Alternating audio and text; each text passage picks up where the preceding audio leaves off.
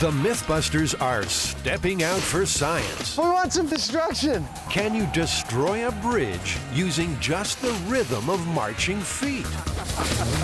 Smile with confidence. We're using the ones that were on the top of the toilet.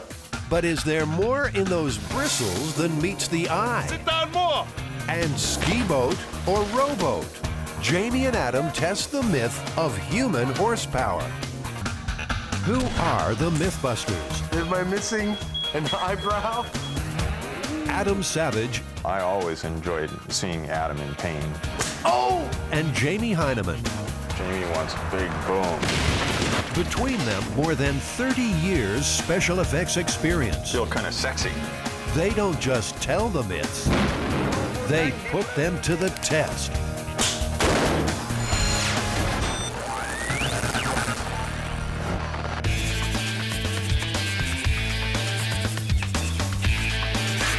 All right, Adam, so we're standing in front of this bridge and we're wearing silly hats. What are we doing? Well, this one is called Break Step Bridge, and it's actually at least a couple hundred years old. The idea behind it is that soldiers marching in formation in sync across the bridge might actually destroy that bridge. The myth says the problem happens if soldiers' marching rhythm matches the bridge's natural vibrations. They amplify the wobble, increasing pressure on the structure. According to folklorist Heather Joseph Witham, history records that as a dangerous combination. The first instance we know of this occurring was April 14th in 1831. The Broughton Suspension Bridge spanned the River Irwell in Manchester, England. There was a group of military men marching across this bridge when a pin collapsed and a chain broke and part of the bridge actually collapsed into the river. The rhythmic marching was blamed, and signs like this one on the Albert Bridge started to appear. Break step, soldier, or break the bridge was the warning. Don't believe it? A similar thing happened to the Tacoma Narrows Bridge in 1940. A particular wind set the whole structure vibrating, and once it started, it couldn't stop till it collapsed. Adam, do you have any experience building a bridge? No, but you know, that hasn't ever stopped me before. So here's the plan. The guys will build a bridge and a miniature army to walk on it. Then they'll see if the rhythm of the footsteps can make it vibrate. If it works, the vibrating should get bigger and bigger, like a kid bouncing on a trampoline. Fueled by a heady mix of ignorance and enthusiasm, Adam the MythBuster becomes Adam the Bridge Builder. They're making a suspension bridge. Oh, okay.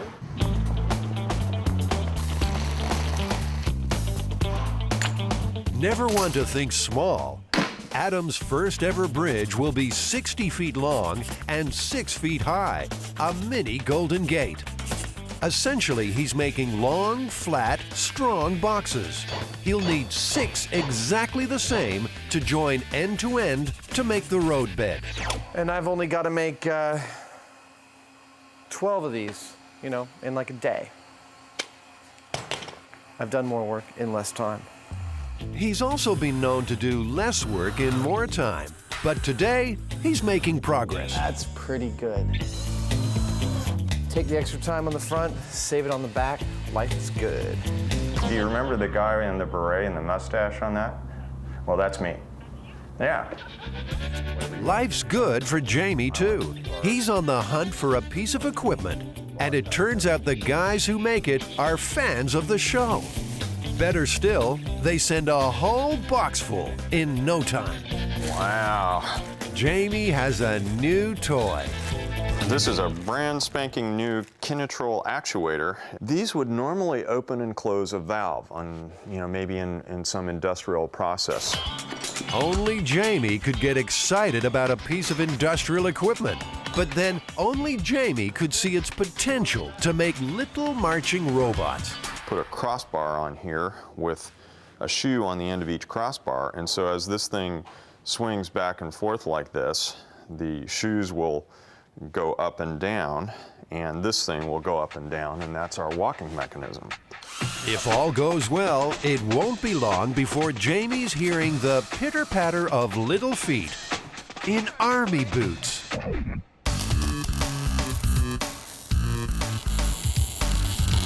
There's a lot of unknowns here. Nothing we're not used to on MythBusters. What is known is Adam's finished the 6 sections of road deck. Now, the 2 uprights, which stand at either end of the bridge. Not bad for a first attempt. 60 feet of steel. This is not comfortable in the least. Good job, by the way. This is a nice piece of work. This is like one of those Marine Corps obstacle courses, right? It's like, how fast can you? But I could do it faster than that. I don't think Not so. much faster. Many people feel it's a bad idea to train around jagged steel edges. But all Adam is concerned about is making this thing twang like the world's longest guitar string. The goal is to get this bridge to tune it to about 3 hertz, which is about 3 beats per second, which is about a soldier's marching cadence. And then once we get that, we put our frequency oscillator on it, basically a big weight that hits the bridge at the right moment, boom, boom, boom, and we'll start to watch the bridge go, you know, wiggy every time we hit it. Should be pretty cool. Damn it. Sorry. I'm sorry. No. I'm really sorry.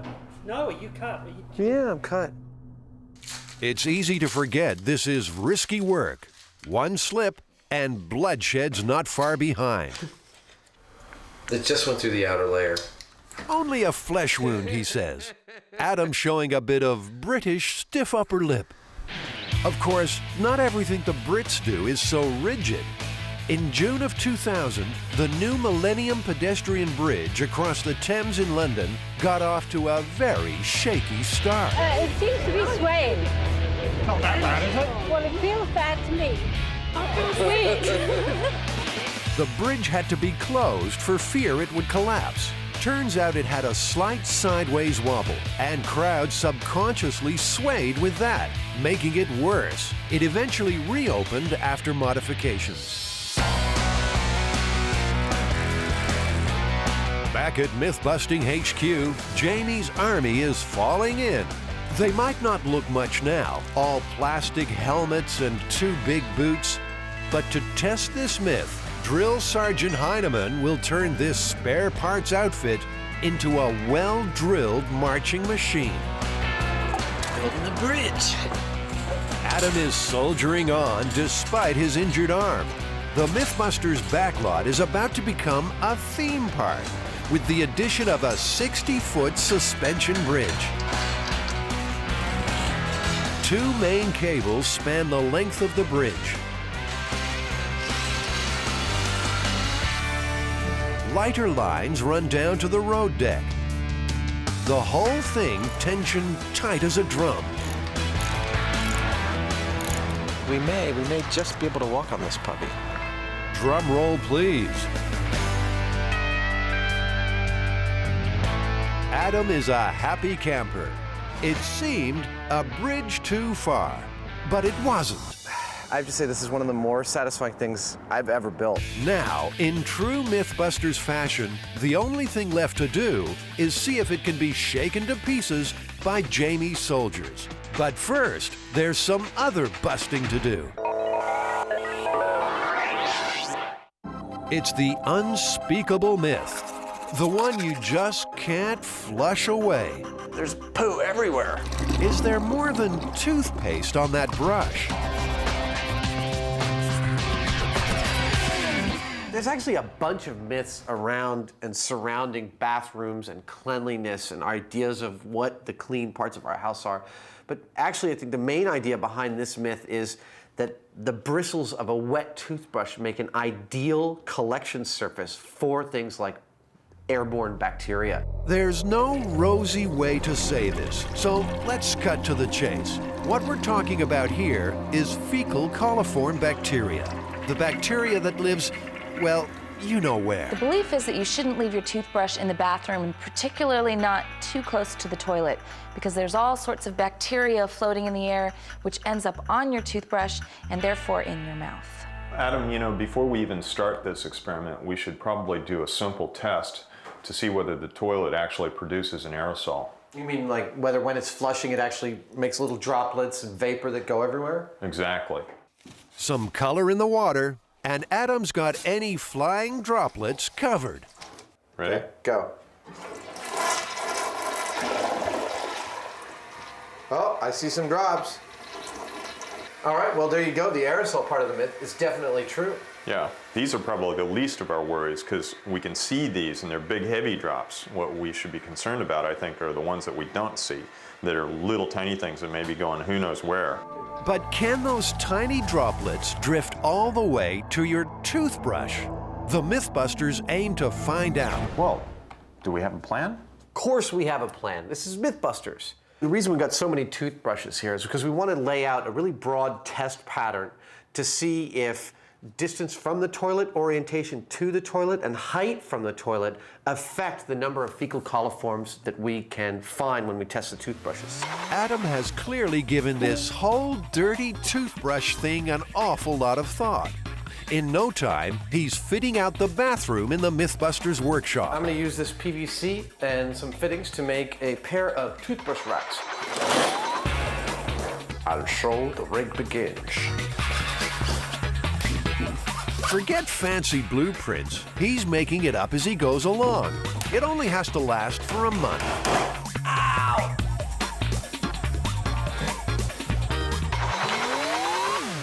It's not pretty, but it'll do. What the hell have you done to my bathroom? We are going to set up 24 toothbrushes in this, and every morning we'll have a protocol. And we will each be responsible to take each toothbrush, wash it in distilled water so we don't cross-contaminate, and put the wet toothbrush back. Then there will also be 2 controlled toothbrushes on top of the toilet that we will brush our teeth with, and at the end of a month we will check and do fecal coliform tests on the toothbrushes and see which ones have gathered the most. Next up, the brushes. The guys will wash their hands with antibacterial soap every time before they touch them to prevent possible contamination. And importantly for the experiment, this bathroom will stay open for business. A chart will keep track of exactly how much business is getting done. What do you think 1, 2, and 3 would be? 1 would be... Urine. 2 would be... Fecal matter. And 3? I don't know, what's number 3? Let's say perhaps an aerated approach to dispersing fecal matter. For a breath of fresh air, 2 more brushes will be kept in the office, away from the bathroom. Jamie, these are our external controls. Uncontaminated toothbrushes outside of all the experimental conditions. We'll rub these with a little toothpaste and rinse them with the water as well. If fecal coliform bacteria are found out here, there'll be embarrassed looks all round. It'll take a month, but the MythBusters hope to answer a question that lurks in every bathroom. Is that toothbrush safe?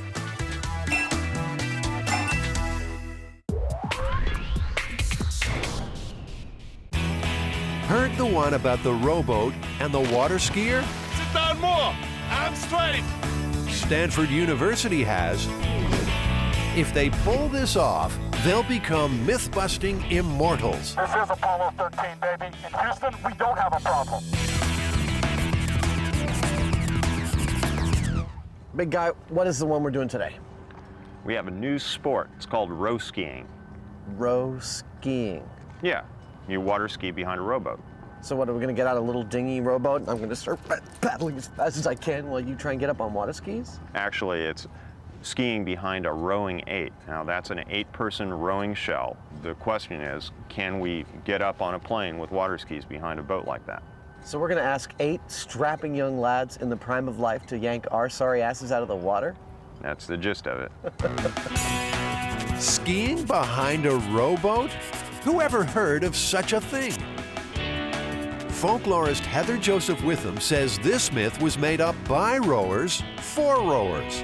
You're not going to have construction workers talking about a rowing 8 or water skiing, but you're going to have rowers talking about this. Probably not even water skiers, because this functions for rowers as a way to comment on what they're doing, as a way for them to comment upon their sport. It's saying, look how fast we manly men can go.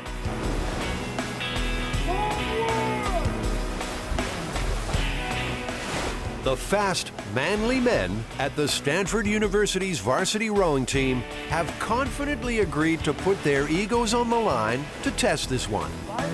Picking up the water. These boats are $30,000 worth of carbon fiber rocket ship. That's up. With crew on board, it weighs nearly a ton. But the acceleration isn't like a motorboat. It surges and sinks with every stroke. It is about accelerating only when the blade actually enters the water. Once it's out of the water, it's all poetry and love sonnets. Everything is cool and easy. Once the blade goes back in, it's dark and violent thoughts. Sam, stay focused. A racing crew will be having those dark and violent thoughts about 40 times a minute. Going fast, they'll generate a boat speed of about 15 miles an hour. Skiing is normally done at 20 or more. Have you heard the myth about water skiers being pulled behind these boats? Yeah, I think it's urban legend, but we're out to prove them wrong. You think it can happen? I don't know, man. These guys got legs like steel and arms like pipes. I think they can do it. Even at top speed, they're slow by skiing standards. And that's before they add the drag of the skier. But failure is not a word in this coach's vocabulary. You know, I got a feeling that good things are going to happen. I think we might have a new business. We might be pulling people here. These workouts might be a good way for us to go faster. Amazing to watch. Made me feel pretty fat and old. They're so in sync, and there's so much testosterone flowing on those boats. You can just feel it. And, you know, we give them a real challenge, like get this guy up out of the water. They're going to be, you know, just scrambling for it. It's going to be fun to watch. Now the MythBusters have a big problem. The athletes might be up to the challenge, but neither Jamie nor Adam knows how to ski. You must be Willie. Adam. Adam, nice to meet you. Hi, Willie. They don't just need a fast teacher, they need the water ski Terminator. Good. So you guys are skiing now? We're here You for want to some learn lessons, it? yeah. Okay. We're gonna get the lessons going here. This will be an unusual session for Willie. He'll be teaching them how to go slow. He was a champion skier in Germany before moving to America and turning pro. Go about 1,500 RPMs to establish the minimum speed for him to ski at. This would be about the same in terms of speed, what it feels for him behind the rowboat. Jamie, move on and out on the boom. Beginners start on a boom, not a rope. When the boat pulls, keep your shoulders back. Don't let them come forward. Ready? Yeah.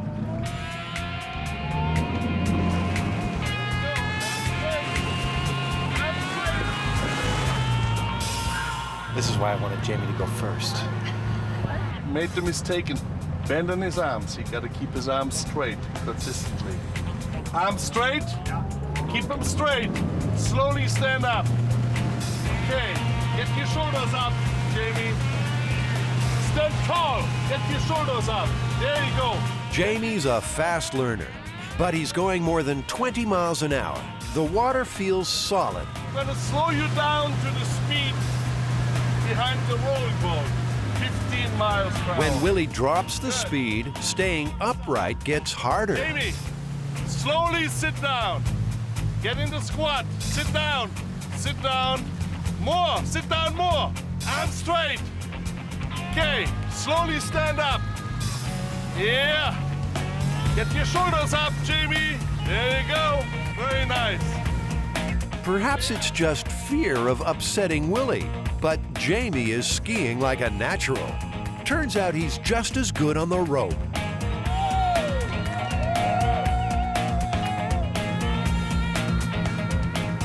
That felt pretty good. We did get it down pretty slow.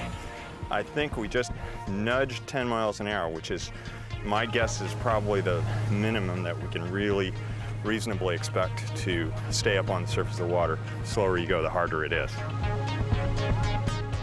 Now it's Adam's turn. never had a pair of big old paddles strapped to my feet before. We'll see how much of a fool I make of myself. Hopefully a lot. In fact, he does just fine. He's on the rope in a jiffy.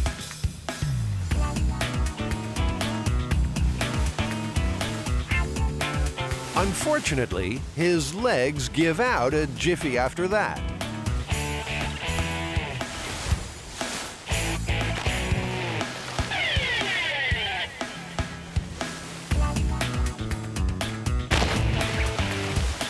I think Adam is one tired cookie. Even with the falls, Jamie and Adam have Willie's seal of approval. They're ready for the challenge. I do believe that both skiers you have here, Jamie and Adam, can do this. I think the only difficulty that I can think of is for the crew to generate enough speed initially to get him out of the water. I tell you, Jamie can have this one. He can water ski behind that boat. I'm not in shape. You know, it's all this like upper thigh and lower back power that you've got to do, just like halfway in this crouch. And a couple times I just dropped because I had no more strength.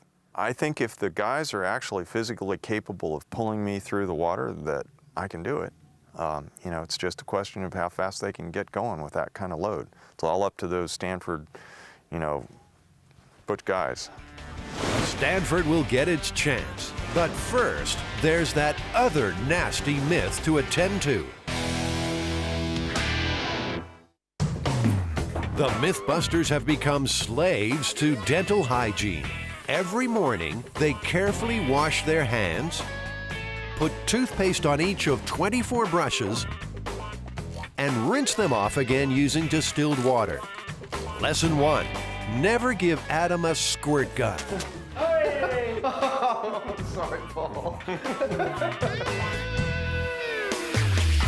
Next, they clean their teeth using 2 very special brushes.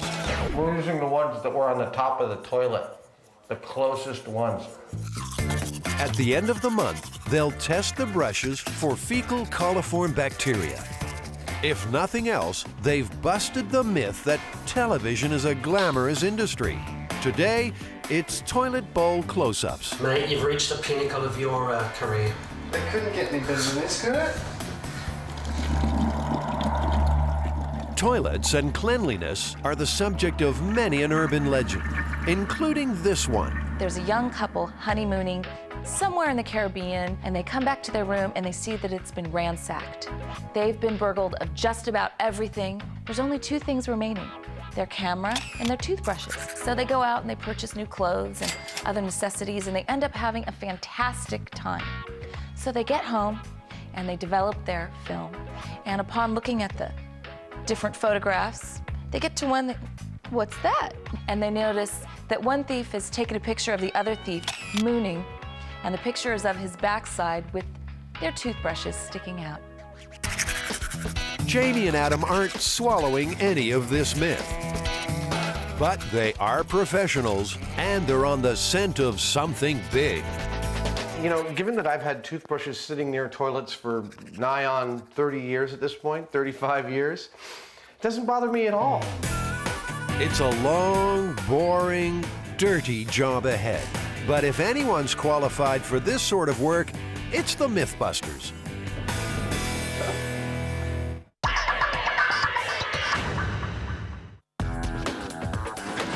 Jamie Heineman has one of the world's most unusual day jobs. Nike wanted us to take a shoe and turn it into a motorcycle, a radio-controlled motorcycle that looked like something that somebody would actually build. And it was to illustrate how fast the shoe is, because it's an athletic shoe. His company makes special effects props for ads and movies. We had to start off with pre-existing motorcycles and check them out and learn how they were put together. And then we modified that kind of thing and ended up actually pretty much building from scratch an entire motorcycle mechanism to fit within the shoe. They wanted us to run it on AstroTurf. We this thing even having even a small pebble is like running over a speed bump.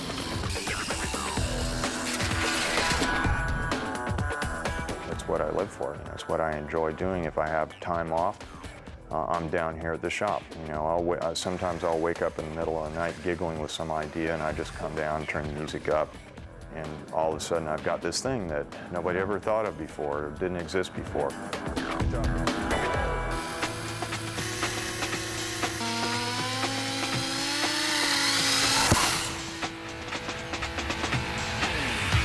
Now the guys are using the same ingenuity when it comes to testing the break step bridge. But seeing as no one would let them wreck a real bridge, Adam has built one himself. And Jamie's built, well, he's built these things. Not just one, but 12 little dudes. Custom-made stompers, whose mission is to shake this bridge to death. It certainly got the neighbors talking. So Ed, have you heard the story about the break step bridge? Yes, I have. What have you heard? Well, I've heard that there was a battalion of men, soldiers, walking across the bridge. The bridge was supposed to have wobbled and tumbled. That's what we're going to try and replicate here. It's great.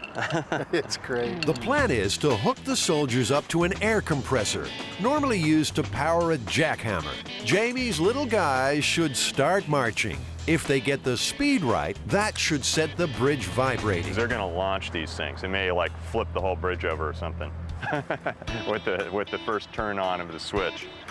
There's no way these are going to flip my bridge. Not even close. This was built to last. Okay, let down. Maybe it's not indestructible after all. All right, cool. At least we're finding all the weak points. All right. A few repairs, and the bridge is over its troubled waters. And now they're ready to wreck it. I say we go for it. Okay. You're the bridge builder.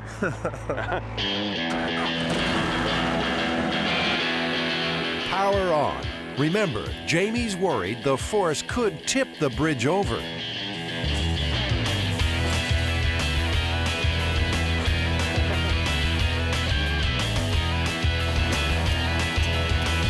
Jamie's made a doo-wop group, not a battalion of soldiers. It's like the California Raisins.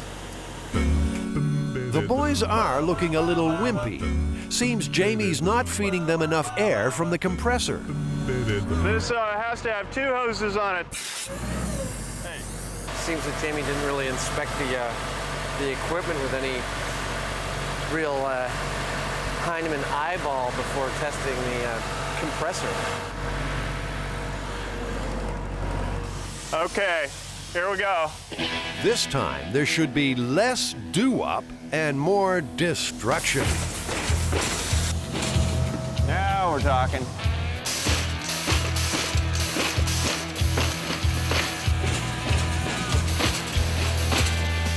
They've got plenty of power now, but the soldiers aren't perfectly in time. They're not getting the single regular vibration through the bridge called for in the myth. Instead, those boots are just smashing Adam's road deck to pieces.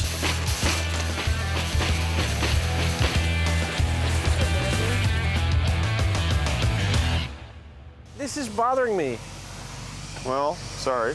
It's I wish you'd thought about that, because it's just like people are going to watch this, is going to start to smash up the stuff without it moving, and people are going to be like, what the f are you telling us? To get the timing exactly right, Jamie will have to individually adjust the airflow to each of his soldiers. It's a fiddly process, and fiddly is not Adam's strong suit. I have to say that actually at the very start of this, Jamie and I had a big argument about whether or not to do this electrically or pneumatically with air.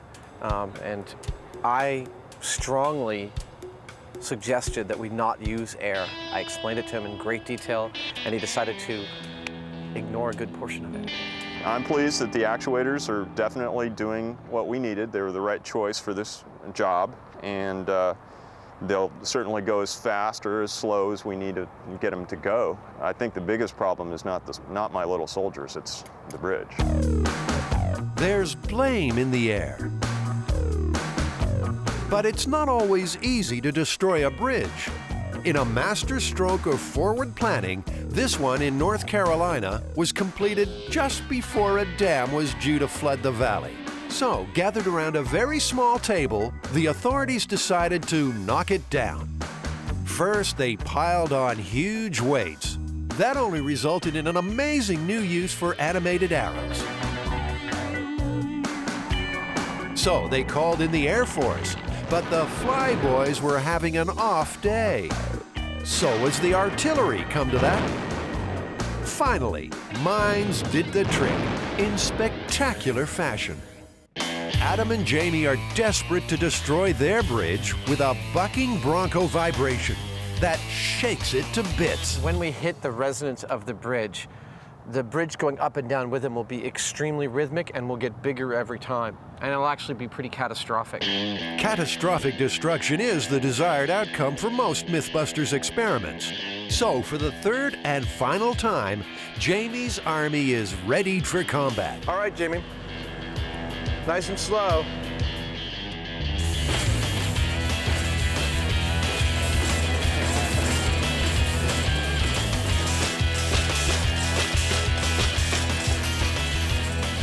The troop is marching its metal heart out, but it can't match the frequency of the bridge. There's no wave of vibration rolling through the roadbed. Something's got to give.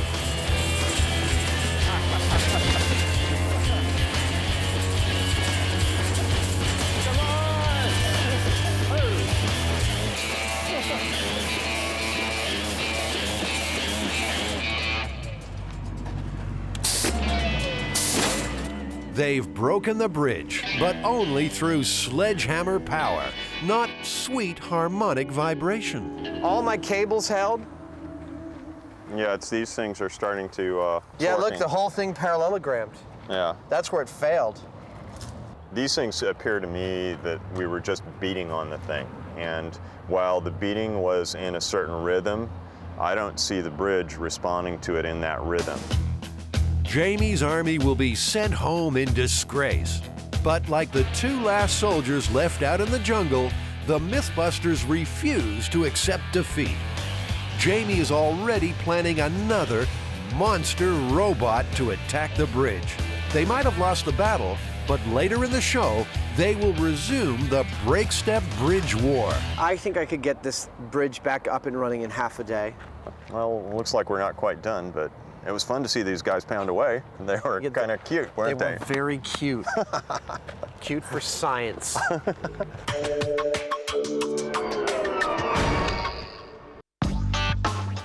There's absolutely nothing cute about the toothbrush surprise. I'd like to point out the difference between my toothbrush and Jamie's toothbrush. Bring it up. Jamie's is neat and perfect. Mine is absolutely trashed. I don't know what that says.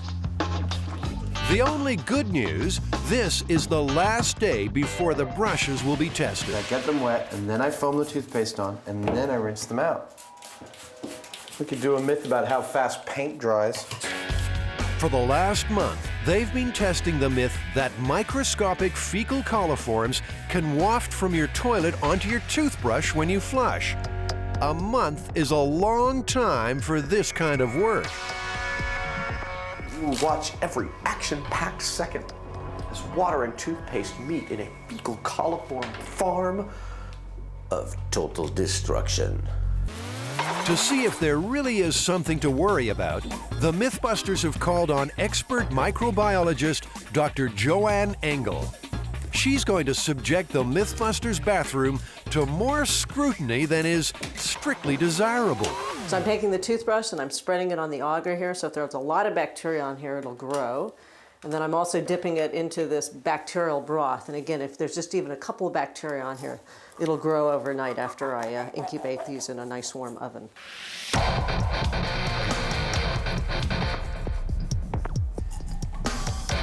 Every single toothbrush is sampled. These are the ones that we've actually been using to brush our teeth. It's been a very busy bathroom. But there's also the 2 controls kept out in the kitchen. This is the first time either of these toothbrushes has been in the bathroom. Okay. But they've been brushed with, Yes. right? They've undergone the same treatment. But I'm going to incubate them in a 37-degree oven overnight, and if there are bacteria on here, we should be able to see them. The whole gang is relieved to finally be getting out of that little bathroom. And soon, they'll know for sure if their toothbrushes hold an unwelcome surprise.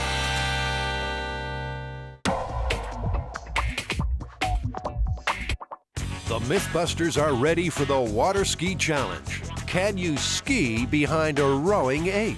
So you ready? There's more than a myth on the line this morning. Stanford University has volunteered its best crew for the job.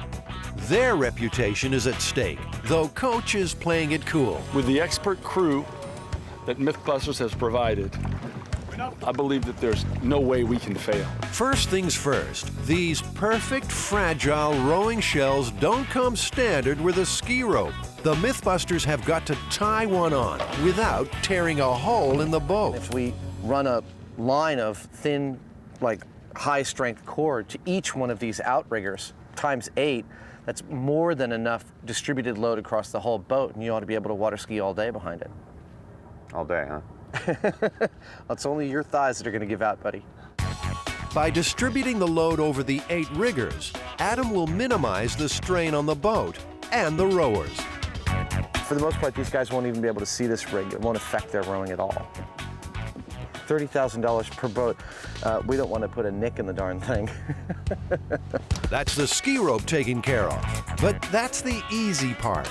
The bare minimum speed required to pull Jamie out of the water is 10 miles an hour. In a race, a crew can reach 15, but Jamie's drag is sure to slow them down. It would certainly help if I weighed a lot less than I do. I weigh about 180, 170, 180, and you know, if I weighed 100 pounds, and I'm sure it'd be easier on them, but that's why we came to Stanford. Another problem for Jamie is, unlike a speedboat, the power here won't be constant. It will surge with each stroke, pulling him off balance. Coach has a strategy. You're gonna have to just be the walk-on guy, you know what I'm saying? Yeah. And just withstand the herky-jerky, it's gonna whip you. Yeah, I know, I've got to dampen it. Remember, for Jamie and Adam, this is just another myth. But for Stanford, it's a matter of honor. And just sit up. Don't think length. Think connection of hips and straight arm cable and draw. Let's have the boat just tug them a little bit. Suddenly, Jamie's being dragged into something bigger than he realized. It's too late for second thoughts. This is about sporting glory or national televised failure. And there are no excuses. Explanations did not get the man on the moon, and it will not get this MythBuster out of the water. Okay? This is Apollo 13, baby. In Houston, we don't have a problem. Get ready. Attention. Go!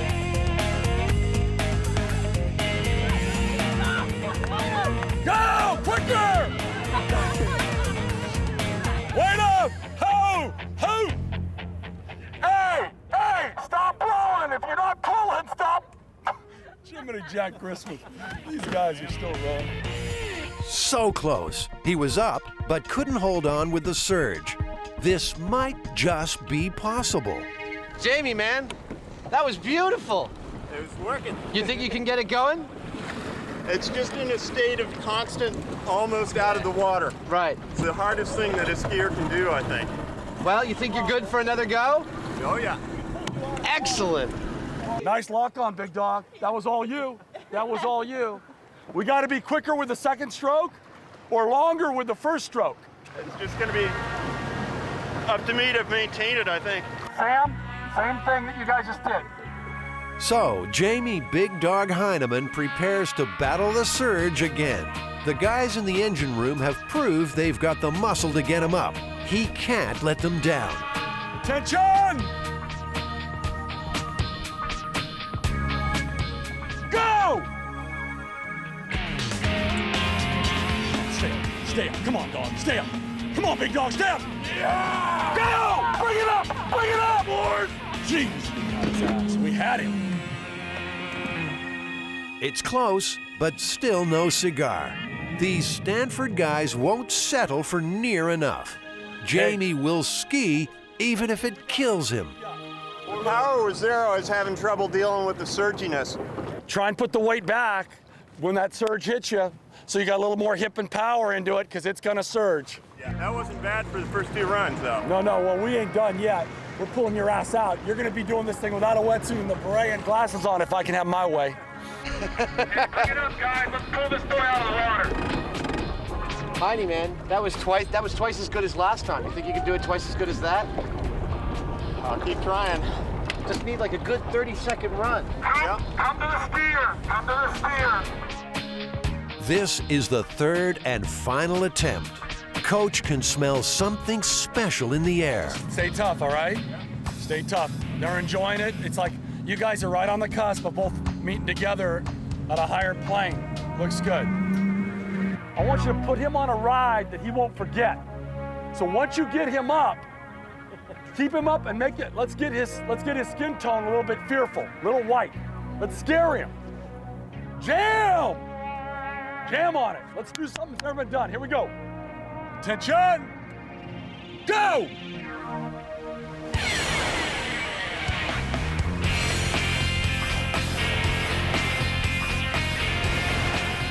He's up and he's skiing. Nicely done, Jamie! Yeah! Keep it going, big dogs! Keep it going, big dogs! From that boat! From that boat! From that boat!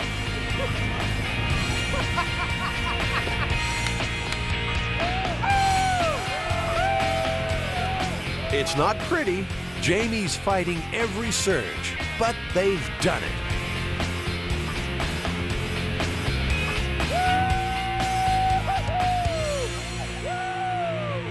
Nice job, big dog! Yeah, guys! Yeah! Nice job! Jamie's run lasted nearly 40 seconds. I'm pleased as punch. That worked better than I'd ever hoped for. The fact that I could do this says that it ain't as ridiculous at all as we thought. Yeah, it was a workout. I was breathing hard after that. It's like, whoa, whoa. Good job. Stanford's finest have prevailed and proved this weird myth really is possible. Never underestimate young, strong MythBusters. One of those good things about youth is they don't know obstacles. You the man, or as we say, YDM. YDM.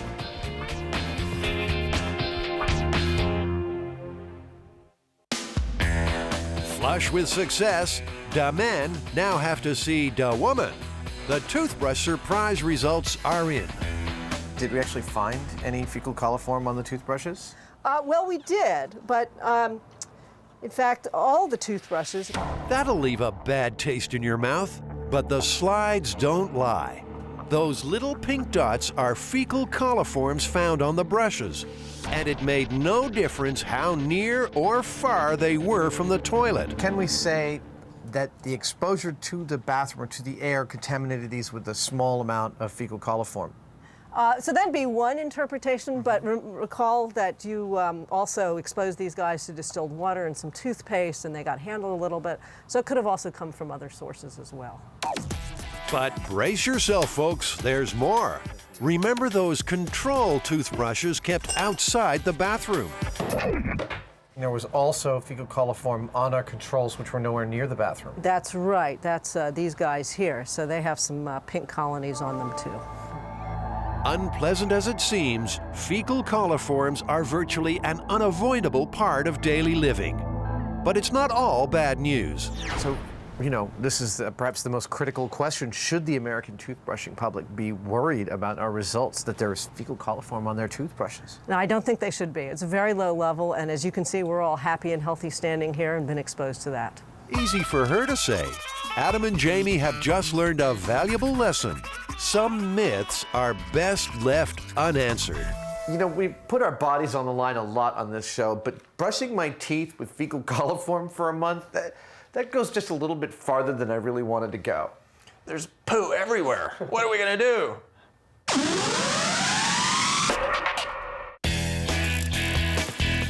The MythBusters are rebuilding the Break Step Bridge. We weren't really happy with the collapse of the bridge the first time on the Break Step Bridge, so I'm putting it back together, and we're gonna try it a second time, a little more scientifically, perhaps. The science of this myth is the regular rhythmic footfalls of marching soldiers can resonate within a bridge, causing it to collapse. And the challenge is to induce a regular vibration that gets bigger with every beat, till the whole thing shakes itself apart. Wind caused a similar thing to happen in a famous collapse at the Tacoma Narrows. So far, the MythBusters' attempts with little marching soldiers failed. So instead, Jamie's making one big heavy one. That's starting to be pretty cool. That's we're getting a nice, controllable harmonic out of this thing. I think we have what we need to work with. Could this be the monster that will destroy the bridge? The mechanical arrangement on the soldiers was such that it was a little more messy. This thing, I think, will be able to isolate what exactly is going on by being able to watch just this. We've got this fairly large wave, but we want to hit that wave exactly at the perfect time each time it comes back. And that's what it is to match a harmonic. So if the timing's even a little bit off, we won't be correct at all. So, in the name of inducing wanton destruction, the MythBusters lay it on the line one more time. A little faster, maybe? That's too fast. Slower. Yeah, you see how it got canceled out? We had something there for a second. Go back and... That's really close. Believe it or not, that tiny little wobble is more success than they got last time. But they can't seem to turn that ripple into a tsunami that will wreck the bridge. And we'll get a lot more reaction with more weight on it. All right, let's try it then. Ah, the old MythBusters motto, when in doubt, add something heavy. Now bear in mind, Adam has bled for this bridge. It was big, complicated, and time-consuming. It's his pride and joy, and he really wants this to work. Let's go.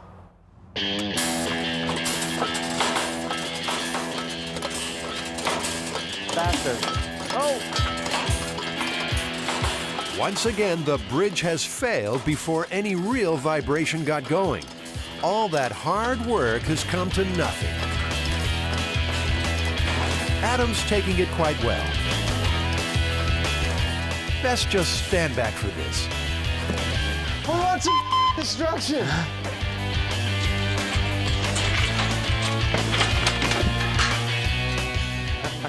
Feel better now? I do feel better now. Good for you.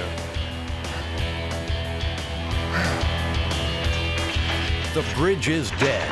Adam killed it. For all their time and effort, they couldn't replicate the myth. Maybe this one just never happened. My thinking on this would be, given your average platoon of soldiers and your average large suspension bridge, there's no danger they pose to the bridge. I'd say the myth is totally busted.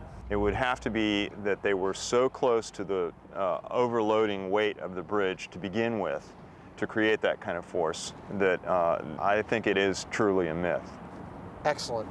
Let's pack this puppy up. I'm tired of busting myths today. Okay.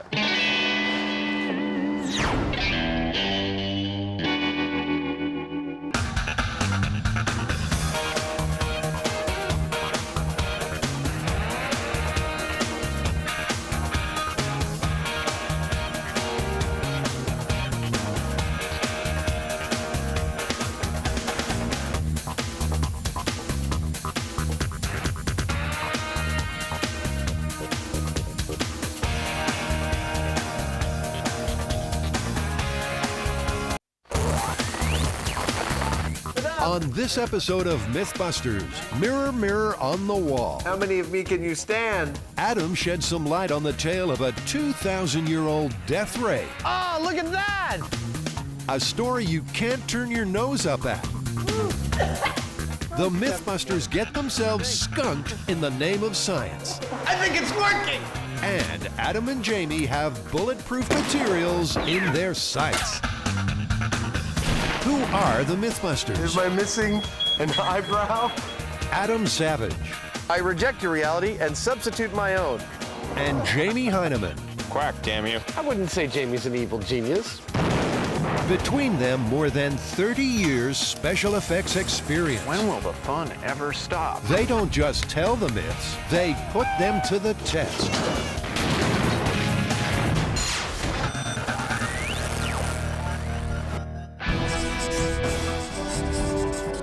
First up, a myth from the mists of antiquity. This time we have what I believe is the oldest myth that MythBusters has tested. It comes from the 3rd century BC, right from the mind of the famous scientist Archimedes.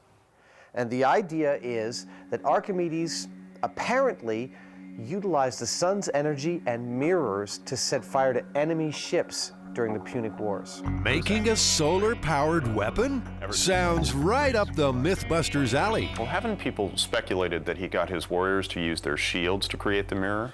Absolutely, that's one of the main theories, and it is the very first theory that we're going to test, and that is ancient bronze shields. The plan: use sheets of bronze to focus the sun's rays on a Roman warship and see if they can set it on fire. Anyone spot the wrinkle in the plan?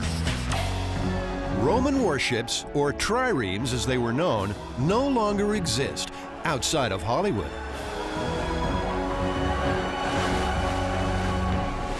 What is the actual thickness we're looking for? What's the thickness of a Roman trimarine? Adam gives the build team its biggest challenge. Try and construct part of a trireme using only materials available to the Romans in 215 BC.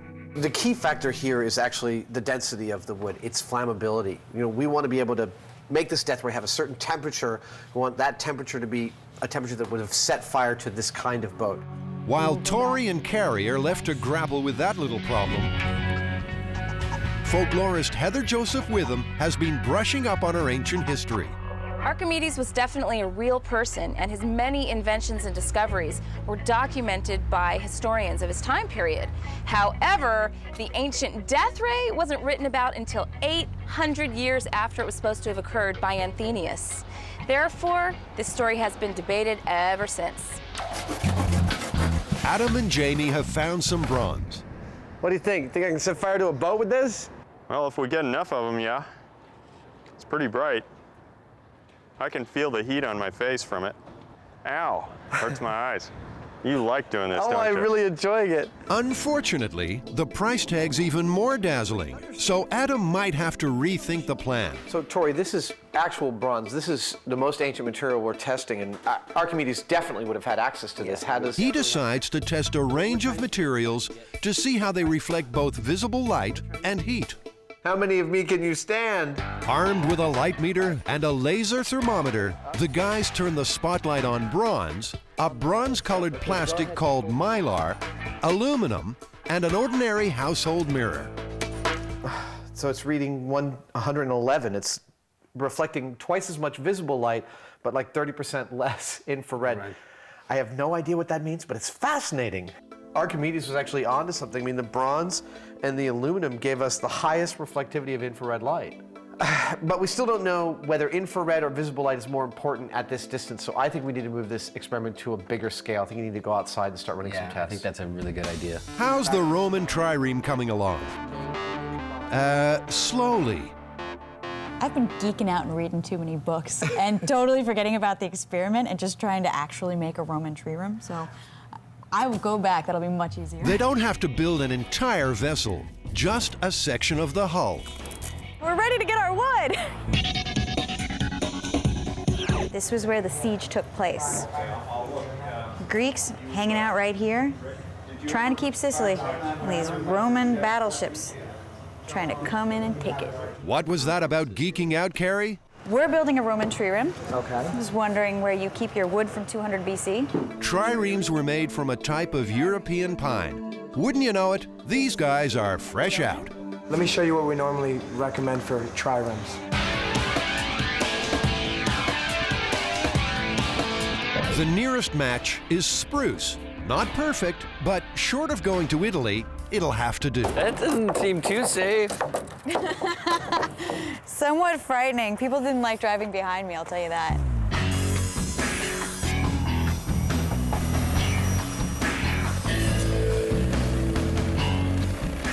At the same time, the Trireme team work on their best Adam and Jamie impressions. We just need a piece of wood. We don't actually need to build this. Well, Jamie, I don't know. I mean, you know, you gotta be accurate. I think it's more accurate if we just use a piece of the correct wood. Yeah.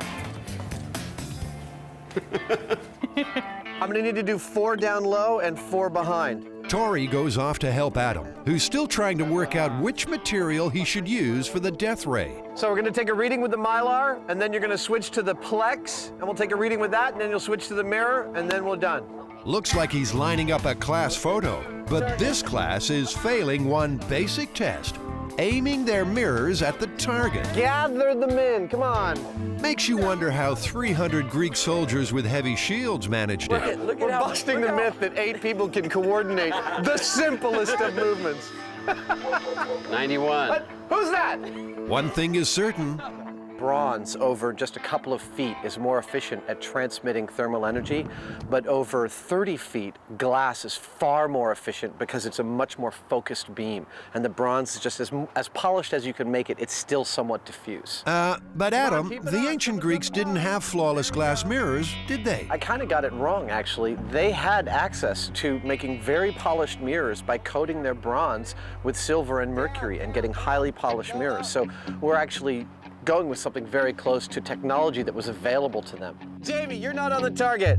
Jamie thinks that, on reflection, his fellow Mythbuster is on the right track. I think it's looking surprisingly good, actually. Even with a small test like this, we saw a significant increase in temperature right away. And we're going to be going dramatically up in numbers with the mirrors that we use on the real thing.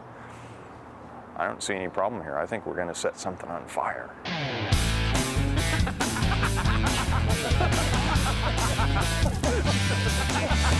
I'm looking forward to this because, you know, this is yet another common object, an everyday household object that's put to some kind of really destructive use, which is sort of fun somehow.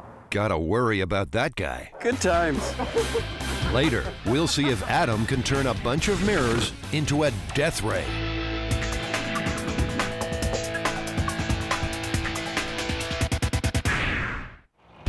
Once again, the Mythbusters have become Whiffbusters. First, they had to get the stench of decomposing pig out of a Corvette. Now, Adam and Jamie want to find out, how do you remove the fetid funk of a skunk? So back during the Great Depression when you were growing up on a farm in Indiana, did you ever get sprayed by a skunk? Well, actually I was, but it was just a little bit, and so it almost doesn't count. I did, however, experience close up what it was like handling a pet that had been sprayed thoroughly by a skunk, and I tell you, it'll make you lose your lunch. The plan is simple and extremely smelly. Adam and Jamie will find a skunk, get it to hose them with its caustic cologne, then try to get rid of the smell using a bunch of time-honored home remedies, including tomato juice, beer, and feminine hygiene products. They need to build a decontamination shower and a pool for the runoff. I'm afraid of getting sprayed and, you know, vomiting right in our cleaning pool, and then, you know, I don't know what to do after that. These guys have created special effects for dozens of movies and TV commercials. So building a shower cubicle at a black plastic pool is a no-brainer. I can see right through that. Although they haven't given much thought to privacy. And it's even easier when part of the rig already exists. This is actually our bubbling rig from the Titanic myth. So nothing goes unused at MythBusters.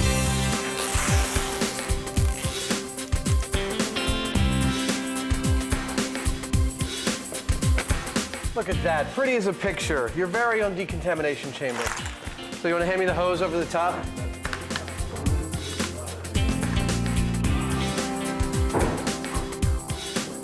Water coming on. Oh, that's great! Look at that! You gonna install one in your home? I don't need to, I just bring this one home. So we got a table full of home remedies for skunk smell right here. And some professional ones. Yeah, well, we got the tomato paste, we got your hydrogen peroxide baking soda vinegar mixture, we've got your feminine hygiene products, dish soap, beer. Are we drinking the beer or are we cleaning with it? Well, if we get clean with it, we'll have one later. It's one of those things I'm not looking forward to. Yeah, there's no excuse for getting out of this one, is there? It's not dangerous. Nope. As far as I'm aware, it's just unpleasant.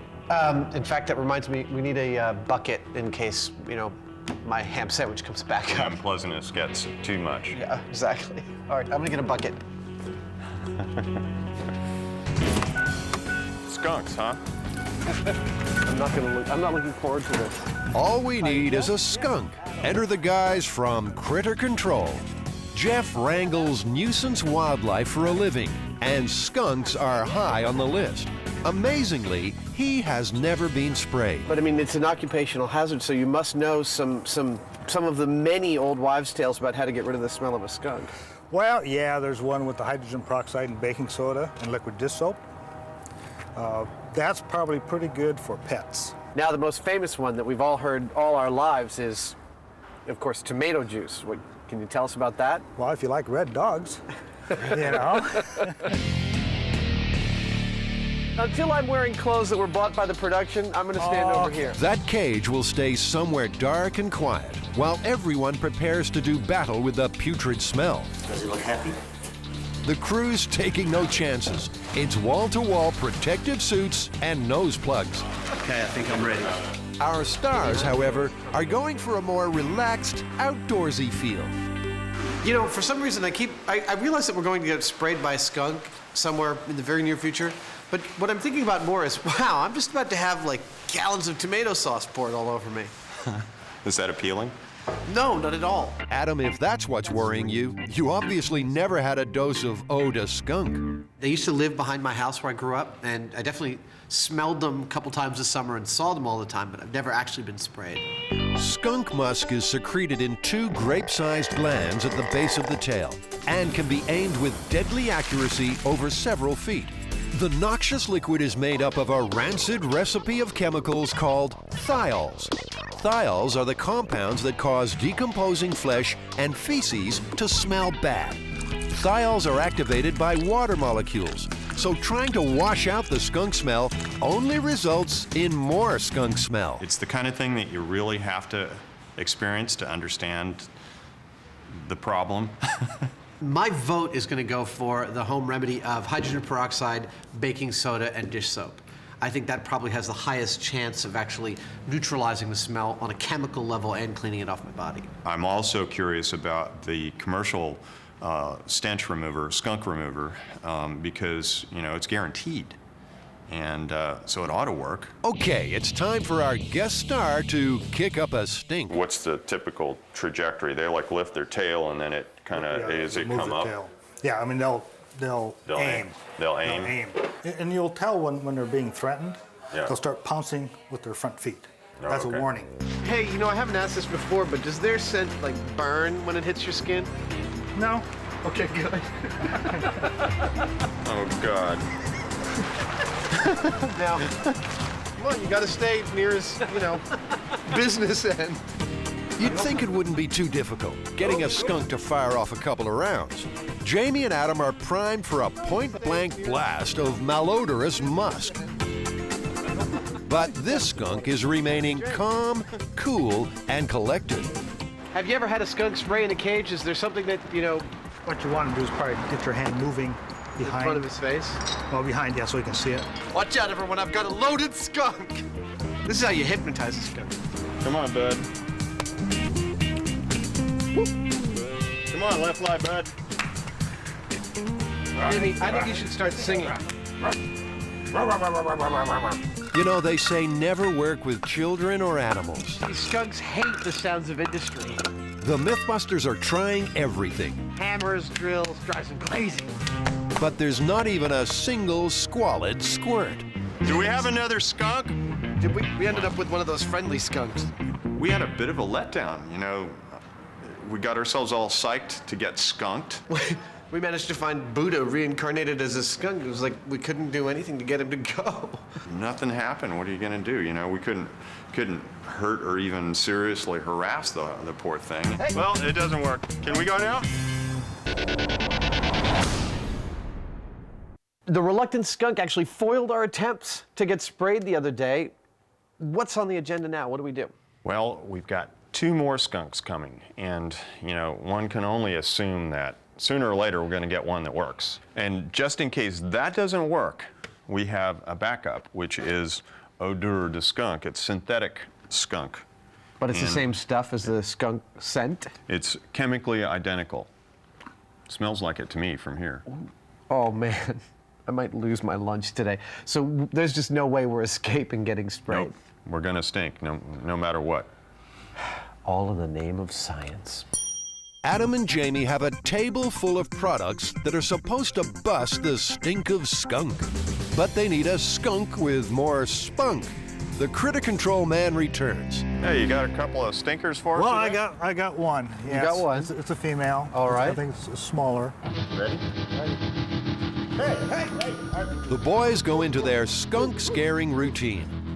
But once again, unbelievably, they come up smelling of roses. Well, Jamie, once again, we've proved something radical on MythBusters, that skunks apparently don't spray and you can't turn them off. It's possible that this little girl's out of ammo.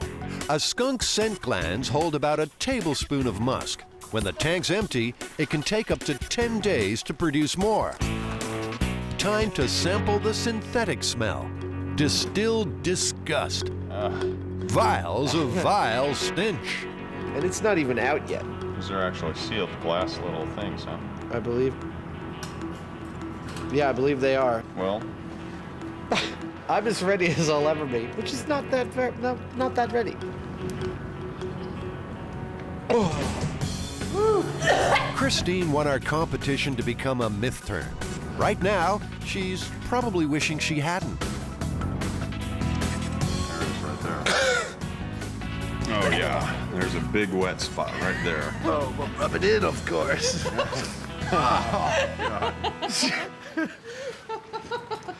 Man, that is the stuff. Maybe this might inspire our shy skunk to join in. What do you think, girl? Does it smell familiar, huh? Yeah, don't know what to make of this, do you? Just like, these guys are ugly, but they smell great.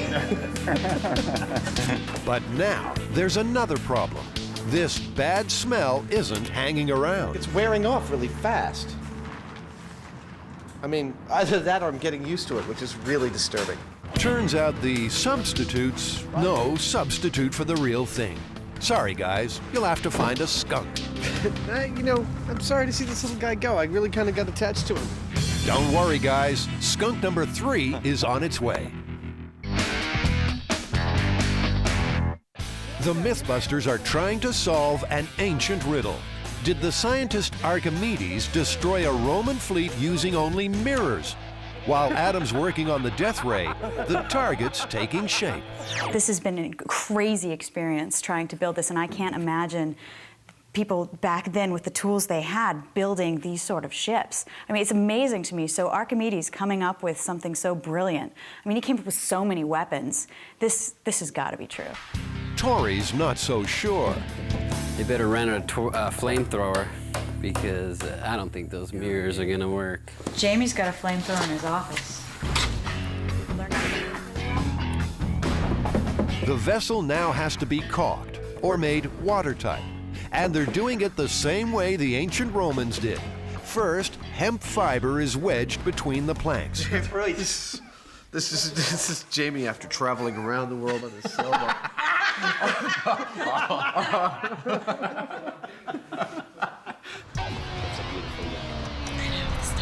Freaks.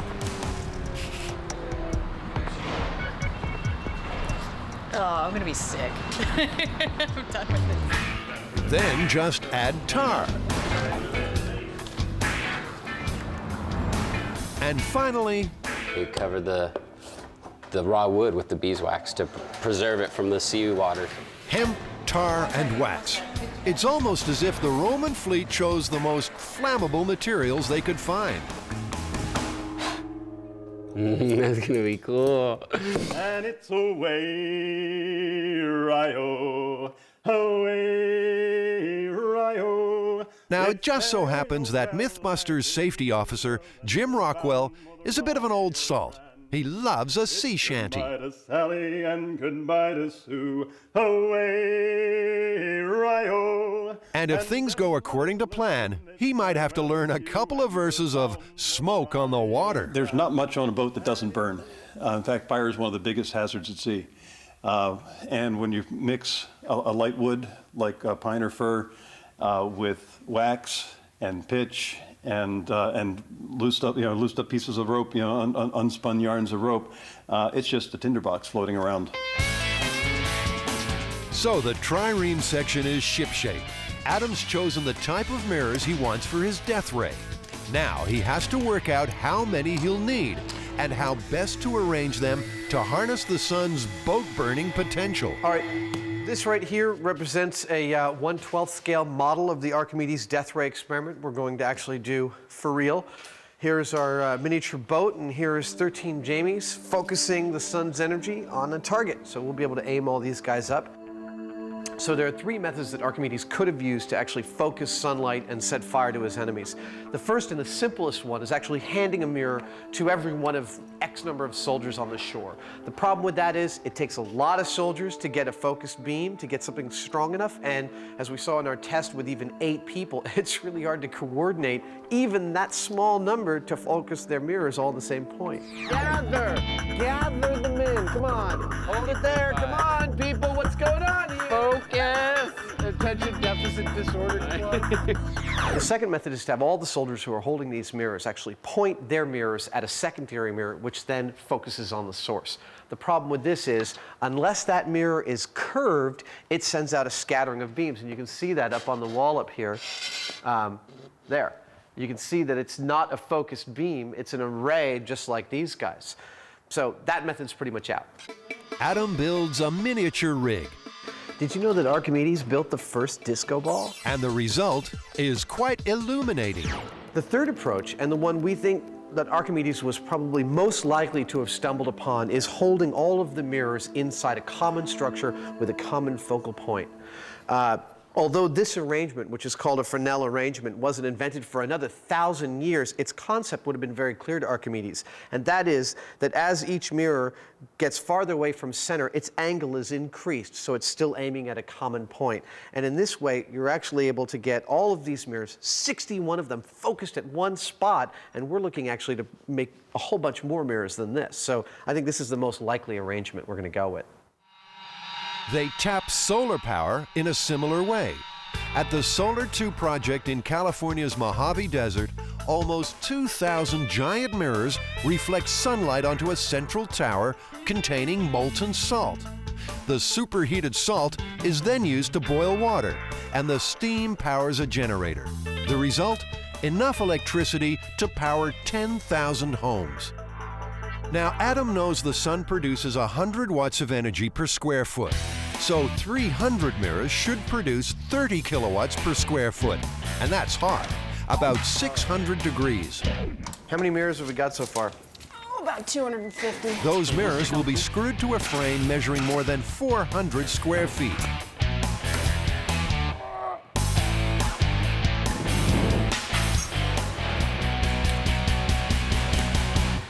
This is actually my depth gauge, so I can focus the mirror array from behind it. All the mirrors have a screw adjusting their angle, and this depth gauge tells me how far a given screw should be out for a given row. The setup is big, and time is short. I need to start drawing these circles because I need to drill 300 holes. Right. It's not like I'm sitting over here, goofing off. I'm just trying to get this thing right. I want to get this thing as tight as it possibly can.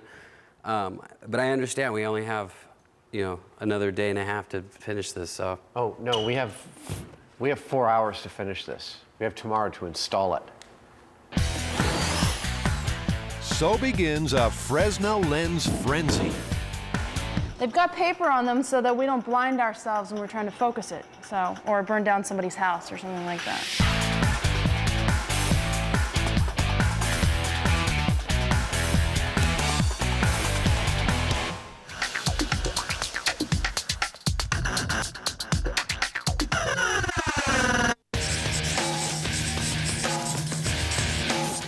Adam, this looks like a small one, but a fun one. Oh, lots of fun.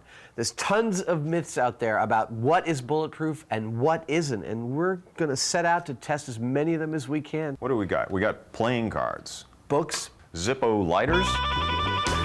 It's off to the Chabot Gun Club to test this myth. The setup is simple. In place of a human body, one slab of ballistics gel, and a selection of mythical bullet-stopping items. Target number 1, a book, hardcover naturally. And the weapon of choice, a .22 caliber rifle. Dead center. Well, pull it out. Let's see if it went through. It did not. It did not. So somewhere, oh, look at what it did. Punch the paper. Yeah. Where's your round? There it is. There's your round. It's probably actually about 400 pages it made it through. So shall we try a .357 Magnum, see if it makes it all the way through? Did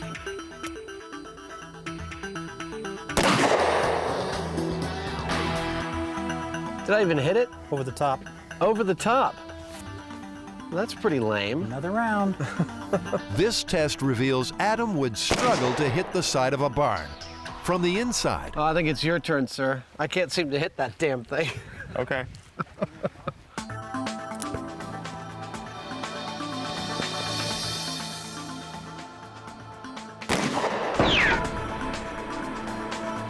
Well, let's see what it did. All right. Oh, went all the way through. Okay, right. so a book won't stop at .357 Magnum, but I've never considered a book to be really body armor anyway. Our next target, a deck of cards. The Joker gets another chance with the .22. We're going hot, eyes and ears. good shot, Adam. Thank you, Uncle Jamie.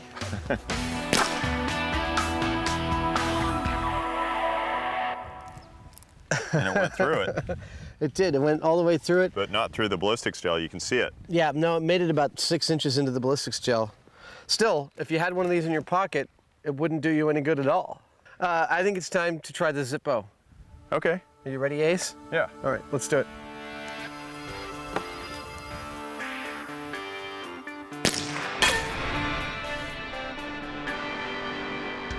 Looks like you hit it pretty good. Books, cards, lighters. None will stop a bullet. Now, Adam and Jamie want to put another myth in the line of fire. And this one's a little closer to home. Every time the MythBusters have made something go bang, they've done so from behind the safety of a high-impact resistant plastic screen. But how safe were they? Were the MythBusters living their own myth? There we go. All right, ready. Yeah, well, last season, Jamie, we protected ourselves from a whole bunch of our experiments using this 1/4-inch polycarbonate, which you told us all was actually bulletproof, and it's not. I don't recall it that way. You know, that was 1/4-inch polycarbonate, and I never said that 1/4-inch was bulletproof. Oh, I believe that the very next cut in this segment is you saying bulletproof from last season. It'll stop a bullet, it'll stop all sorts of shrapnel, and I just love this stuff. Well, not exactly. It'll stop a bullet. Well, what were you thinking? It can't stop a bullet, so it's not bulletproof. That plastic is a bulletproof plastic when it's used in appropriate thicknesses and arrangements. Anyway, we've got a sheet up there of what we had in our blast chamber, and we're going to fire some bullets at it and see how bulletproof it actually is. So our first shot is going to be at the 1/4-inch polycarbonate. Yep. And we'll see what it does. You know, it most likely, my guess is it'll shatter. Well, and that's why I think you should take the first shot, farm boy, and show us how bulletproof it actually is. So. All right. Have at it. To test the stopping power of their blast screen, they'll use the 22. Did you miss it? It looks like it. Oh, look at that. Yeah, the bullet went right through. It's worth remembering the guys aren't actually being shot at in their experiments, but it's got them wondering what they should be behind if they ever are. Not even remotely bulletproof. Okay, well, let's try the real thing. Let's do the real thing. This stuff is rated bullet resistant. Again, they're using the 22. Okay, I'm firing. Wow. It's a little high. All of a sudden he's like, yeah, it's a little high. Yeah, that definitely stopped it. The bullet hasn't even penetrated halfway. Once again, they pull out the .357 Magnum. Well, that looks almost like a bullseye. Wow. Look, it's like completely encased in the plastic. Oh, that is really cool. So the .357 Magnum didn't penetrate the bulletproof glass either. Clearly, this calls for something special. This is the .44 Magnum, right? This is the .44 Magnum, first cousin to the Dirty Harry gun. So this is the most powerful handgun in the world, is that right? At the time that movie was made, yes. The fabled .44 Magnum, Dirty Harry's weapon of choice. Take a breath, relax. But again, that tough little box has stopped the bullet. It did about the same as the .357. It's a bigger hole, but it didn't go any deeper, I don't think. Right, but it means it spread out more energy right there in the middle. God, that's fantastic. It's becoming a source of considerable frustration. So we gotta stop pussyfooting around here. What do you got that'll make it through that thing? What they've got is the Springfield 30-06, the oldest caliber rifle on the grounds, and the MythBusters' last chance to see if bulletproof really means bulletproof. That went right through it. Wow, look at that.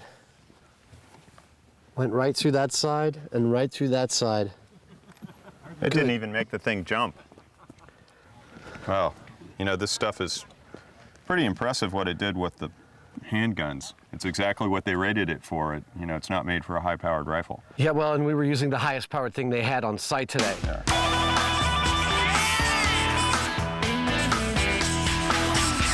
Well, we lined them up, we knocked them down, and we fired some big guns. What turned out to be bulletproof or not? Were playing cards bulletproof? Nope.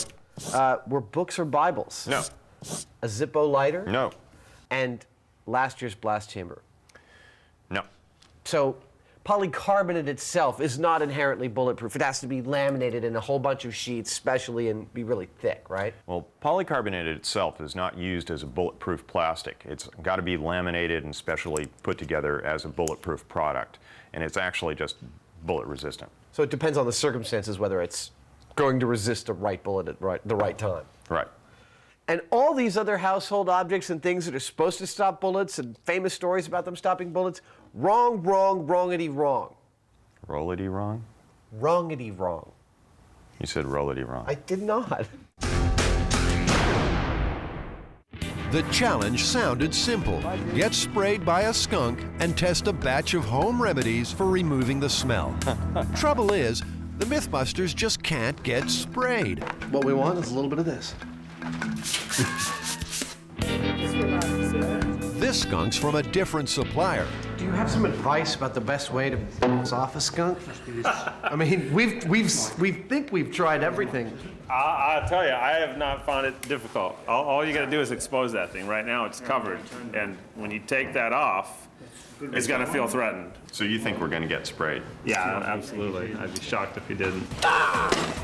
Well, Regan, prepare to be shocked. That is a really good bark. Maybe it's just the wrong season for skunk spray.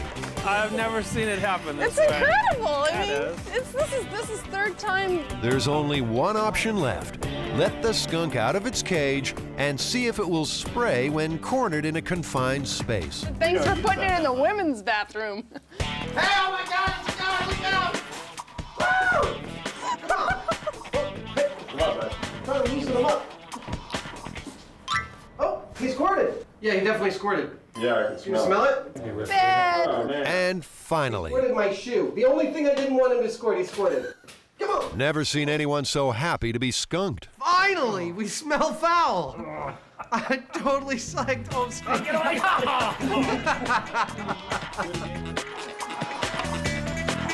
At last, a chance to test our skunk smell remedies. Remedy number 1, an old-time favorite, tomato juice. Jamie, marinade. Wow, this is like performance art. Now, not only do they stink, they're pink.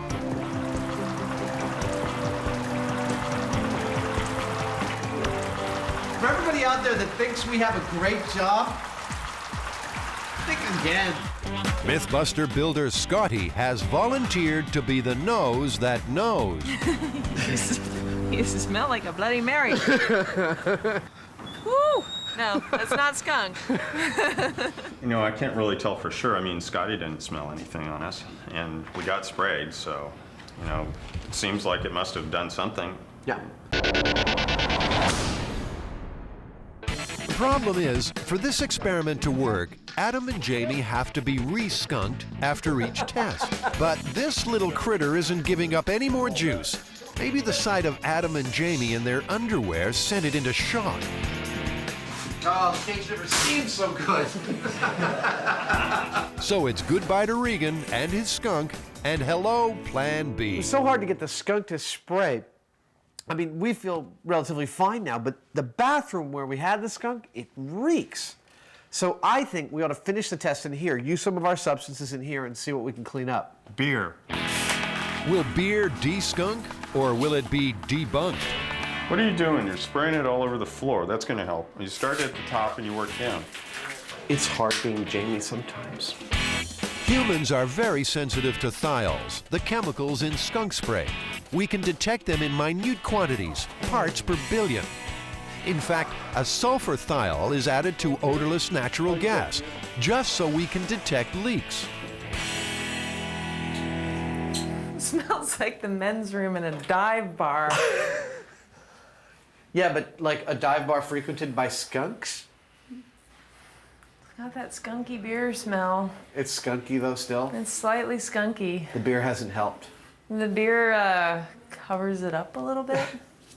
Like I said, it smells like the boys' room. All right, so beer, busted. Okay, that's tomato juice and beer down. All right, time for feminine hygiene products. How's that work? I think you just twist it, probably. So what's in these things? It's supposed to be vinegar and water. Yeah, it tastes like vinegar and water. Talk about a thirst for knowledge. Yeah, I just took a taste test. All right. Scotty, you're on. Well, it didn't get out the beer smell. Just tell us if there's a little skunk on the wind. Yeah? Yeah. Still a little skunky. So, feminine hygiene products, douche, busted also. Not so fresh. It seems those thiols are still working their magic. We're down to our second to last test. Okay, it's 2 ounces. Hydrogen peroxide, baking soda, and just a squirt of dishwashing liquid. Better, worse? Better. Goldilocks? Really? Yes. A lot better. A lot better. It smells very clean. Home remedy might have worked. Yeah. When the peroxide, baking soda, and soap mix, they release a storm of oxygen molecules. Those molecules bond with the thiols in the skunk spray and change their chemical makeup, neutralizing their smell in the process. In fact, it's worked so well that the bathroom has to be re-skunked for the final test. Adam uses up the last of the synthetic skunk stink. All right, so what is this stuff? Commercial skunk remover. Really? Yeah. It's made for this purpose. What does it smell like? It smells fruity. It smells orangey. Makes me kind of thirsty. Let's go for it. It reeks in here.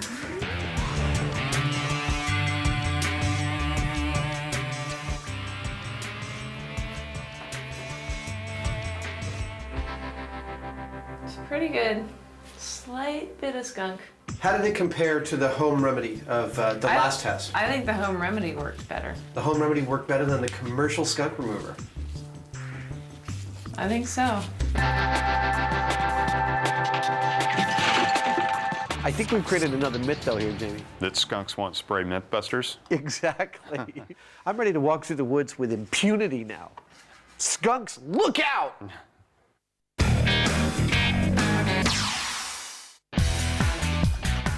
Turn your wheels this way. I want it angled slightly. It's D-Day for the death ray. Luckily, it's not overcast. Dude, you think it's gonna work? Oh, absolutely not. All right, let's get it floated. The trireme's being launched on its maiden voyage. Adam and Tori have to work out a way to float their boat. And soon, there's drama on the high seas. We built half a boat, and it's not floating level because it's only half a boat. So now we're trying to get weight into the back of this thing so we can get it upright and actually see something that we can burn. I can't believe we didn't think of this. I mean, there's an entire crew full of idiots here, and me included.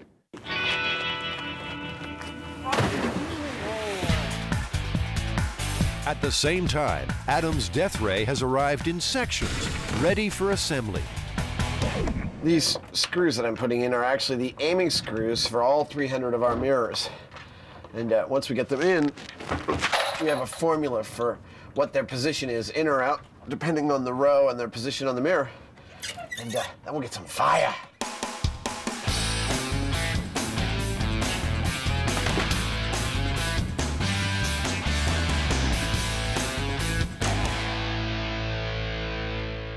So, we got the mirrors down, frame's almost done. We're gonna bring the forklift around, lift this puppy up and see if we can't put our sad little boat out of its misery. Not so fast, Adam. Jamie's arrived on the scene, and he's not happy with the waterlogged warship. Adam's job of securing the boat sucks. Now I've got to fix it, and I don't think it'll be that big of a deal, but sort of a pain in the butt. The tide's coming in, we have no time, and this ain't a boat, it's sort of a pile of wood. Jamie, you know, you're gonna put a lot of load on the center of the barrel. Yeah, you had your chance. Let the guy that actually knows a thing or two about ropes and boats do his work and to the ocean. If our Phoenicians couldn't build a sufficient boat, it's not my fault, all right? You were the one that dumped the bag of sand. I'm backing off. All right. Skipper Jamie goes to work with a little help from his first mate, Christine. I have a job for you. But she's a bit of a landlubber. No, I need you to stick your hand all the way under there and grab that rope.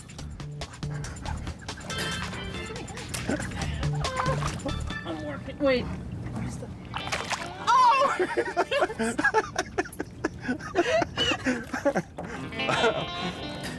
Sorry about that, I couldn't help myself. The trireme should now stay afloat long enough to test the death ray. So, Jamie, some more old-timey stuff from the farm? You're gonna go fishing with a bow and arrow? Well, not exactly.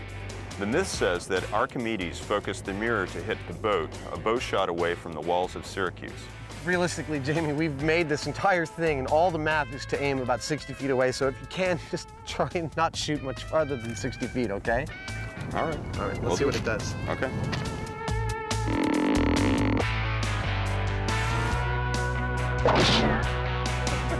That was gone. 60 feet is the hot zone, the point at which the 300 reflected rays will converge. 60 feet. feet, right there. The mirror rig is exactly the kind of thing that Adam's good at. He really flew through this. It's a big, hard to build thing that he did in just like practically no time at all. I think it's actually quite brilliant. Despite that, he doesn't think it'll work. It's just so hard to imagine that something of this scale would actually set something on fire from 60 feet away. I just don't know. I'm actually really excited to see whether this works or not, but my guess is that it won't. The trickiest part of this challenge is raising the rig. The worst case scenario here is that the whole thing is just going to collapse somewhere in the middle of us trying to lift it. And if that happens, it's going to be like Humpty Dumpty, all the king's men can't put it back together again. Stop! We got it, Jamie! Oh, look at that! I can't help noticing that it's not on fire. 300 mirrors, it should be on fire. That's a pretty bright light you got going there, buddy. The Romans wouldn't know what hit them. Oh, bright light, sail away. Jamie dons a fire suit. There he goes.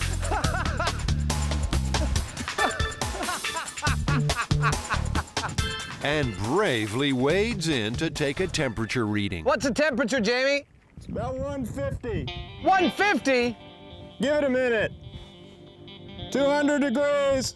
Now, the highest temperature we seem to be reading on the boat right now is about 200 degrees. That's just about 400 degrees shy of ignition temperature. Even so, the wax is melting. Oh, I see wax dripping off. As a boost, the team holds up sheets of Mylar.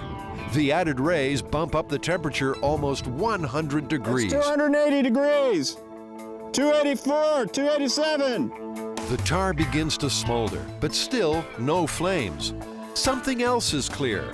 For this to work, you'd want the enemy to stay very still in exactly the right spot.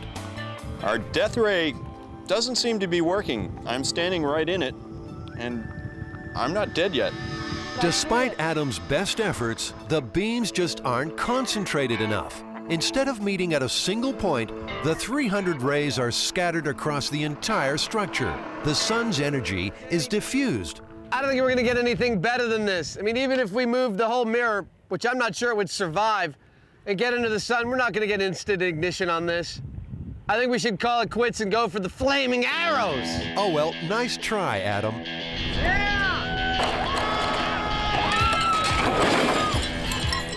Now, that's about 2,000 years bad luck right there.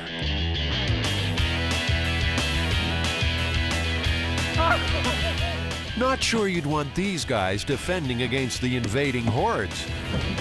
This is harder than it looks. Molotov cocktail, anyone?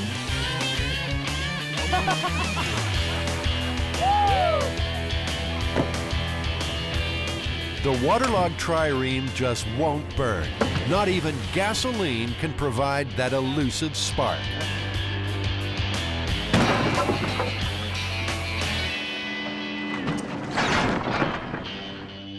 It's busted. I mean, from a purely practical standpoint, this myth is 100% busted. If you have enough mirrors that make an effective death ray, the rig that they're mounted to is going to be so big, we saw, that you can't move it or aim it effectively.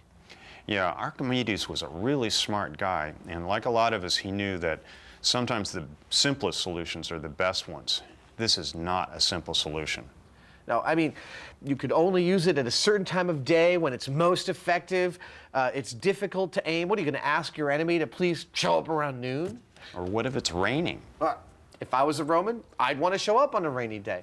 Now, this is definitely, I really wanted this one to work. I wanted to see some fire, but the question wasn't whether we could do it, it's whether Archimedes did it, and I think we showed that he definitely didn't.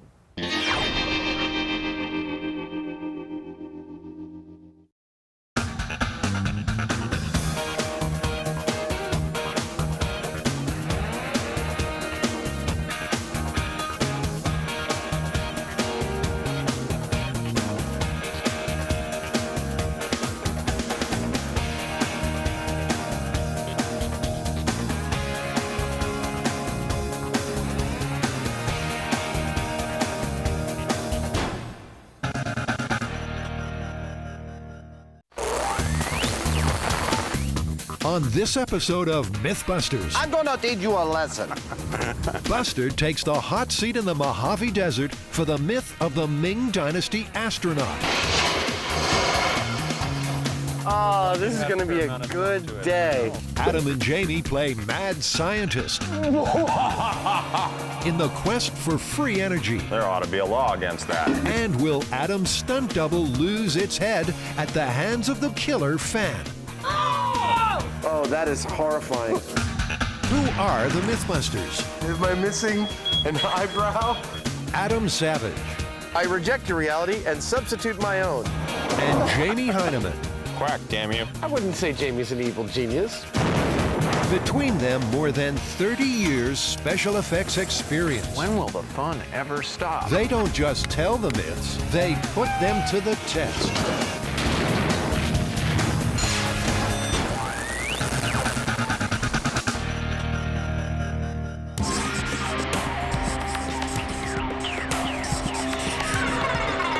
Adam, Christine, it's so hot out here. What are we doing here? Well, we had to come to the middle of nowhere to be able to test the myth of the Ming Dynasty astronaut.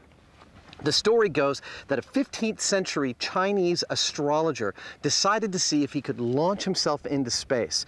So he strapped 47 rockets around the base of his throne and had 47 people light 47 fuses all at once. And when they did, apparently, he went up in a puff of smoke. They claimed that he got into space. We're here to see if he did. According to legend, Ming Dynasty astrologer Wan Hu used newly invented gunpowder rockets in an attempt to become the world's first astronaut in around 1500 AD. Adam and Jamie hit the trail of this ancient myth at Bamboo Sorcery, a little piece of the Orient in the heart of California. Jamie. Yeah? Does this remind you when you were fighting in the Foreign Legion in Dien Bien Phu? In China, this giant-sized grass grows wild and has long been harvested for making furniture, buildings, and rockets. They're looking for bamboo with an internal diameter of 1.5 inches. Yes, I mean, that's like 1 3/4 inches. That's, I mean, it's a 1/4 inch over on the inside. Let's get it. Yeah. They need enough for 47 rockets, each one a foot in length and stuffed with gunpowder, which is Adam's idea of heaven. No, I'm totally psyched. I can't wait to see how this thing goes. This myth is shaping up to be another one of those kid candy store kind of deals. This is perhaps the least safe cabinet in the shop, and of course, the most fun. The fire cabinet. Using an ancient Chinese recipe, they cook up some experimental gunpowder. The traditional ingredients are combined with roofing tar, which acts as a binder. What could be better? I'm making my own fireworks. Remember, kids, no matter how much fun I'm having, under no circumstances should you try this at home. With this amount of gunpowder, the heat generated inside this is going to be considerable, so I'm actually wrapping it in twine to kind of add to its structural integrity. This is actually how the Chinese did their rockets, so I'm going to do the same. When the rocket is ready, it's outside for a test firing. A force gauge will measure the amount of thrust. If you are successful with this, you're supposed to get like, what, about 50 pounds of thrust out of it? Well, if I achieved the exact formulation of a modern rocket, yes. If Adam's right, these should be some fireworks. Guys, remember, we can't let our guard down on this. This is where this becomes a bomb. Okay, I'm gonna go down and watch traffic. I don't need to be right here. So let's all just step back a little from this one. Maybe, I don't know, maybe like here. Yeah, go ahead. In 3, 2, 1. Blast off is a letdown. The rocket has barely ½ pound of thrust. Not enough to lift itself off the ground, let alone a payload. We got like an 80-second burn time here. 1.56. Too slow. Jamie, I think we proved conclusively that the Chinese had Roman candles. Takeoff is canceled. Adam goes back to his mixing bowl to see if he can spice things up a little. There we go.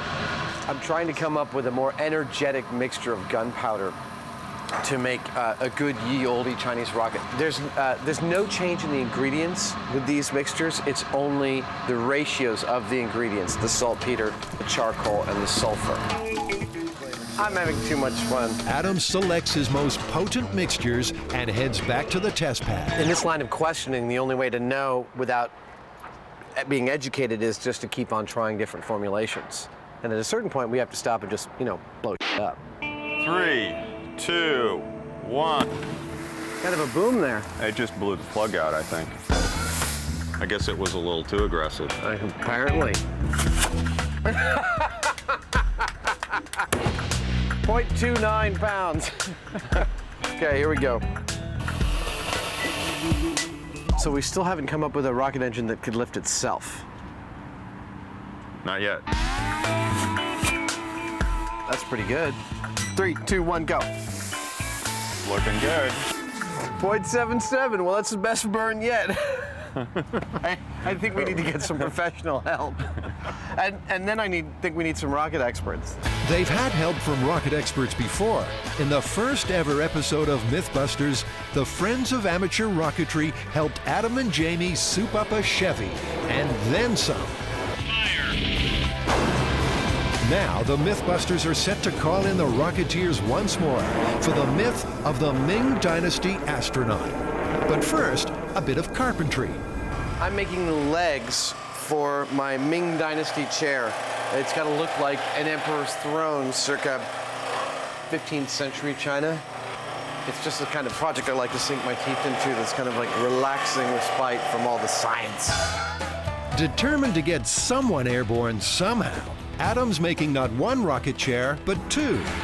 In line with the myth, the first will be powered by 47 traditional Chinese rockets. In line with MythBusters, the second will be powered by 47 of something very modern and very dangerous. I know I'm using nail guns. I know. But it's not really about the technology of the chairs. It's about how far the emperor went. The chairs have got to look right, and with the clock ticking, it's all hands on the MythBusters deck. The little tiny mold is a little detail for the Ming Dynasty chair. We're making little tiles to decorate it with, and this is a little Adam and Jamie tile. The ornate chairs will look the part, but they're also designed with flight in mind. One of the key design aspects of the chair is actually these two pieces right here.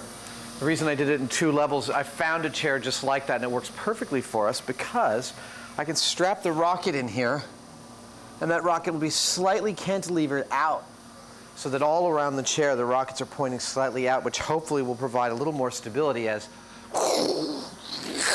he shoots towards the sky.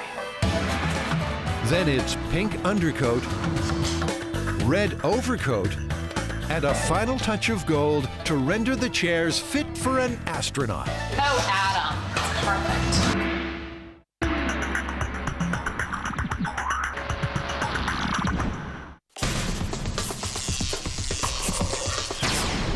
Well, in all the myths we've done, Jamie, we've never compiled a file on a story this thick. Free energy is a personal best.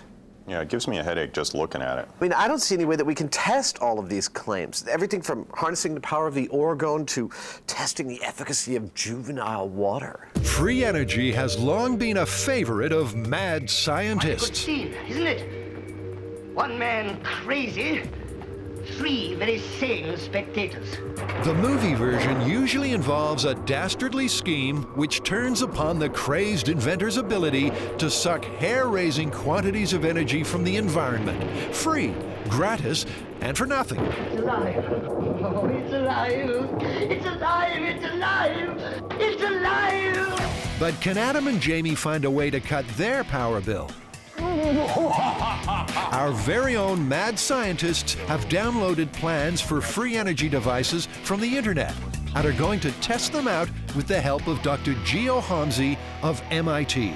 First up, a contraption which, it is claimed, can suck energy from the curvature of space. Gentlemen, what we have here is a G-strain amplifier, which I built from parts you find at Radio Shack.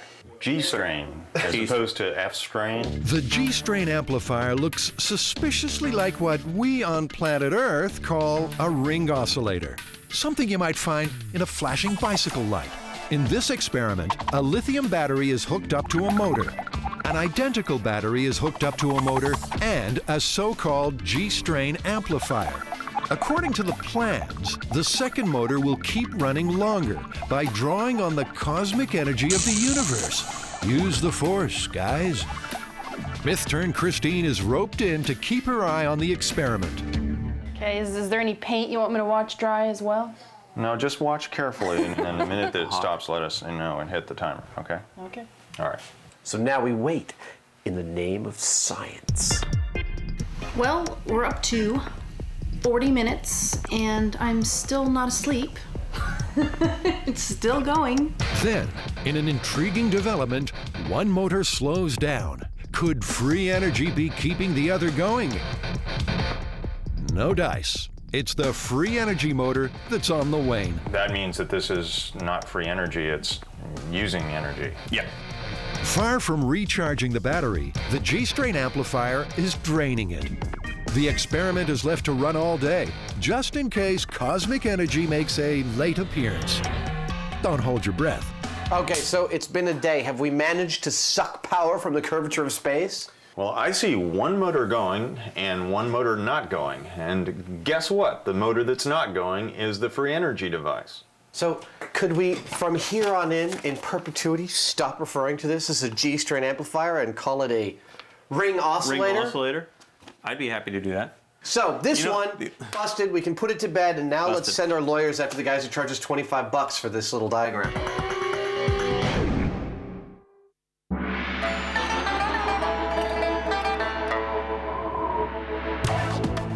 Officially, the first Earthling to leave the planet was Russian cosmonaut Yuri Gagarin in 1961. Gagarin blasted into orbit at almost 18,000 miles per hour aboard the Vostok 1. But a Chinese legend claims that astrologer Wan Hu beat Gagarin into space aboard his rocket chair way back in 1500. There aren't many things you can't do in San Francisco, but space launching a Chinese astrologer is one of them. So the MythBusters team heads for the hills and beyond to the Mojave Desert. Their cosmic convoy makes for the test area, where with a federal permit, you can put even the most explosive myths on trial. Like, did Wan Hu really win the space race? With the help of some friends of amateur rocketry, Mission Control has established a safe distance from the launch pad. But the savage desert heat is too much for one would-be rocketeer. It's going to be a long day for the redhead. Hot. To make sure the day goes off with a bang, the rocket experts have come equipped with a recipe for super-strength gunpowder. Adam's appetite for this myth is quickly restored. You making pudding? This is just like a cooking show. Yeah. To make 47 period rockets, sift a large helping of gunpowder and gently fold in a spoonful of tar. And you'll find that if you add the sauce to the powder, you'll get a very explosive mix. Oh, yes, it's wonderful. The stronger mixture is only half the story. The Rocketeers have also added a nozzle, which, by narrowing the exhaust aperture, increases the pressure inside the rocket. More pressure means more thrust and better performance, unless it all goes wrong, in which case you've got a bomb on your hands. 5, 4, 3, 2, 1, 0. Woohoo! That's perfect! That's with the nozzle. Oh, this is going to be a good day. With the nozzle, the rocket's performance leaps to around 5 pounds of thrust. So the production line swings into gear. 47 rockets are packed, primed, and strapped to chair number 1. Well, we're going to have close to 50 pounds of gunpowder sitting right here, and I guess we should be careful with it. So far, I have yet to see the gunpowder ignite itself, but I guarantee you if I saw any kind of smoldering or anything, I'm leaving very quickly. At ground control, opinion about the likely outcome is divided. We're not even going to see this thing. It's just going to go poof, and there's going to be an enormous cloud of smoke. And I think it'll go up about 10 feet and go poof. You think so? Oh, yeah. You think we'll have liftoff? I think we'll have liftoff. I really honestly believe you will. Meanwhile, another team is giving chair number 2 special treatment. Just in case the Chinese had built some super efficient rockets back then, we have 47 what are called I motors, which are very powerful 50-pound thrust, 12-inch long rockets, and we're going to attach 47 of those to the second chair to see what kind of launch he could have gotten if everything was as good as it could be. MythBusters veteran Eric Gates of the JATO rocket myth is impressed. This is out on a limb. This is definitely one of the most far-reaching things that we've done with rocket motors. It should be a lot of fun to see one who actually take a trip. So far, this myth is deficient in the Chinese astrologer department to the tune of 1. No prizes for guessing who gets to play the part of the daredevil Oriental astronaut. We should put both legs in first, don't you think? I think you might be right. Or do you do it differently? I put on my pants one leg at a time. Oh, he's a picture. He looks great. Oh, I'm gonna teach you a lesson. I think Buster, AKA Wan Hu, is ready for his launch. And rocket chair number 1 is ready too. This is the most dangerous part. 80 pounds of gunpowder, 22 idiots, 1 crash test dummy. Priceless. In the myth of free energy, Adams found plans on the internet for a device that claims to suck power from solar rays. I've got one here that I'm actually kind of jazzed about. It's basically a temperature wheel, sometimes called a Minto wheel after its inventor. The temperature wheel consists of pairs of tanks joined by a pipe. Half of the tanks are filled with propane and placed in water. When the water is heated by the sun, the propane vaporizes and condenses in the top tanks, which become heavier, and the wheel rotates. The upshot? Free energy. Intoxicated by the sweet scent of power, Adam gets down to work. With world domination in his sights, he ropes in his evil accomplice and metal expert, Scotty. Can you do a fillet weld in there, or do you have to, is that all right? Yeah. Okay. I've bridged bigger gaps than that before. Scotty welds at Adam slots, and before you can say, free energy my foot, the temperature wheel takes shape. I'm not sure what it's going to do, but it looks cool. Doesn't it though? So you're going to put some kind of flammable liquid in all these and then light them all off at the same time? Fill half of them full of propane, shoot a bullet, light it on fire, the whole thing like that. You know, what I can't wait for is the look on the guy's face when I bring these in to have them filled with propane. There ought to be a law against that. There probably is. Make that definitely. Adam's not finding this such a gas after all. Okay, sorry about that. Free energy suddenly seems further away than ever as his temperature wheel springs a leak. This is a problem because we've got propane leaking out of a hole. We can't weld that hole until we get rid of all the propane, like all of it. We have to go back to the shop now, and I don't know what the hell we're gonna do. Back at base, a web-sourced free energy kit has arrived. Finally, we got something that's not just plans, it's actually all the parts and the plans we need to tap into real free energy. Apparently, if you have this box hooked up to something like a 100-foot radio antenna, you can power a clock radio. I don't know, still seems like a 9-volt battery is a better bet. Radio waves are a form of radiation and can be converted into electricity. But will it be enough to power a clock radio? First, Adam assembles the box. Then he rigs up a 100-foot-long horizontal antenna. Then he prepares to ground the device. He's about to find out the hard way that Jamie's warehouse is miswired. Now, there's no question that Adam's a bright spark. That might have been, I don't know, a bad noise. But he's no electrician. I'm releasing the mysterious blue smoke here. The problem is, once you release the mysterious blue smoke, electronics don't work anymore. Luckily, we accidentally ordered 2 of these kits. Adam soldiers on in the face of probable electrocution. No, it's all a learning experience. Radio Wave Energy Extractor Mark II. Hey, Jamie, check this out. I hook up the antenna, I'm getting almost half a volt. You know, it's probably enough to power the display on a digital watch. Yeah, I think you would need about 1.5 volts or so. Yeah. And so that means that you would have to have 3 of these. So, 3 large devices to power 1 tiny wristwatch. For free energy, it's pretty costly. Free energy just doesn't seem that efficient to me. It's so cumbersome and takes so much energy to get the tiniest amounts of power. You might as well just go get a battery.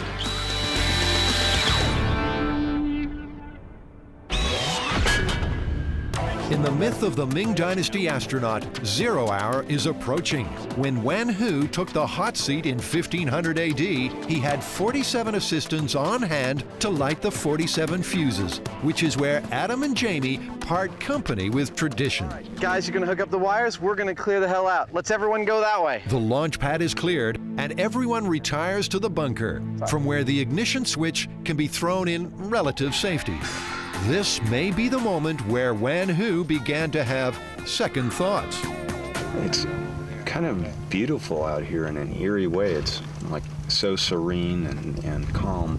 Something very violent in the middle of all this serenity is about to happen. Adam's tickled pink. I'm staring at a Chinese-dressed crash test dummy on a throne strapped to 70 pounds of gunpowder. I just had another one of those MythBusters moments. For Buster, it's no laughing matter. Okay, I'm gonna arm it. He's arming the system. We're gonna fire in 10 seconds. A centuries-old mystery is about to be solved. Will it be lift off or lights out? 2, 1. Well, it was fast, whatever it was. Just like Wan Hu, Buster's vanished. But he's no astronaut. In fact, he's toast.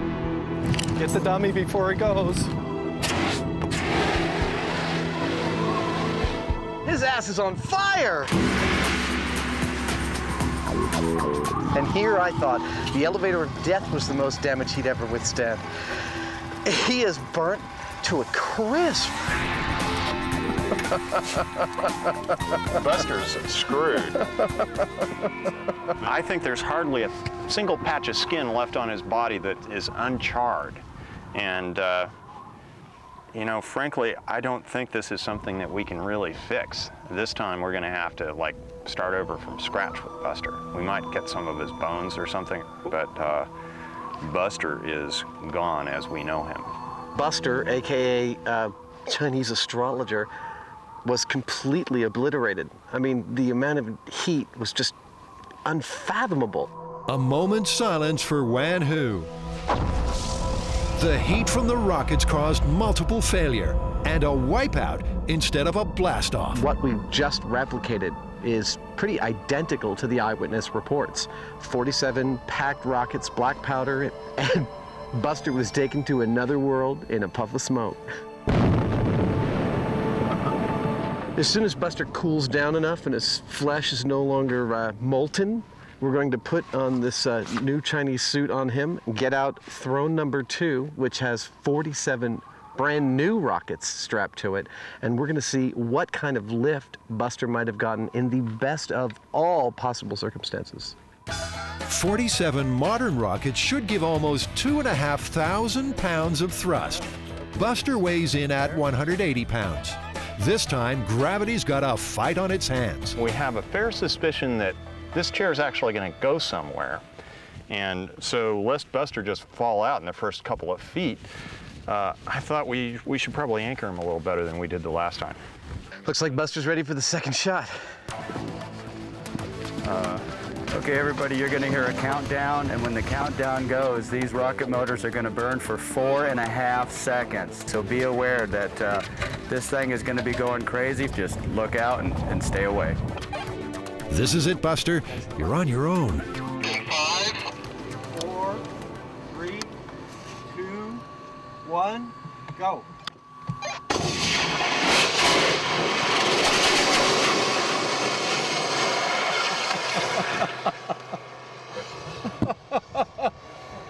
Well, there you go.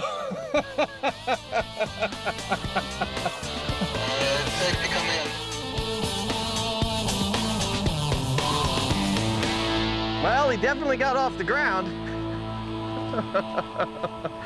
Oh, my poor chair. Oh, man. I'm glad we tied him in. I think everything held as good as we could have asked it to hold. Lost a leg. Leg joints came off this time. The high-speed camera shows Buster did get airborne before flipping over in a rocket-powered rodeo to oblivion. Well, guys, I guess that's myth busted. For one, there's no way you're going to get 47 rockets to fire at once in the Ming Dynasty, let alone how hard it was to do now. Yeah, and even if you could, it's just going to go up in a fireball, you know? And even if you got all of that to work perfectly, there's no way that this chair with these rockets is getting to 17,800 miles an hour and into orbit. Yeah, myth busted. Myth busted. Completely. Let's go home. I need to get into a pool.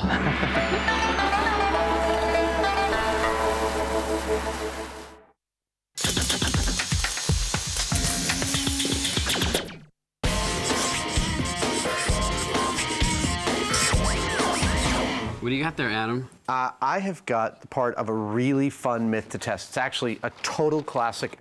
Can a ceiling fan, while it's spinning, chop your head off?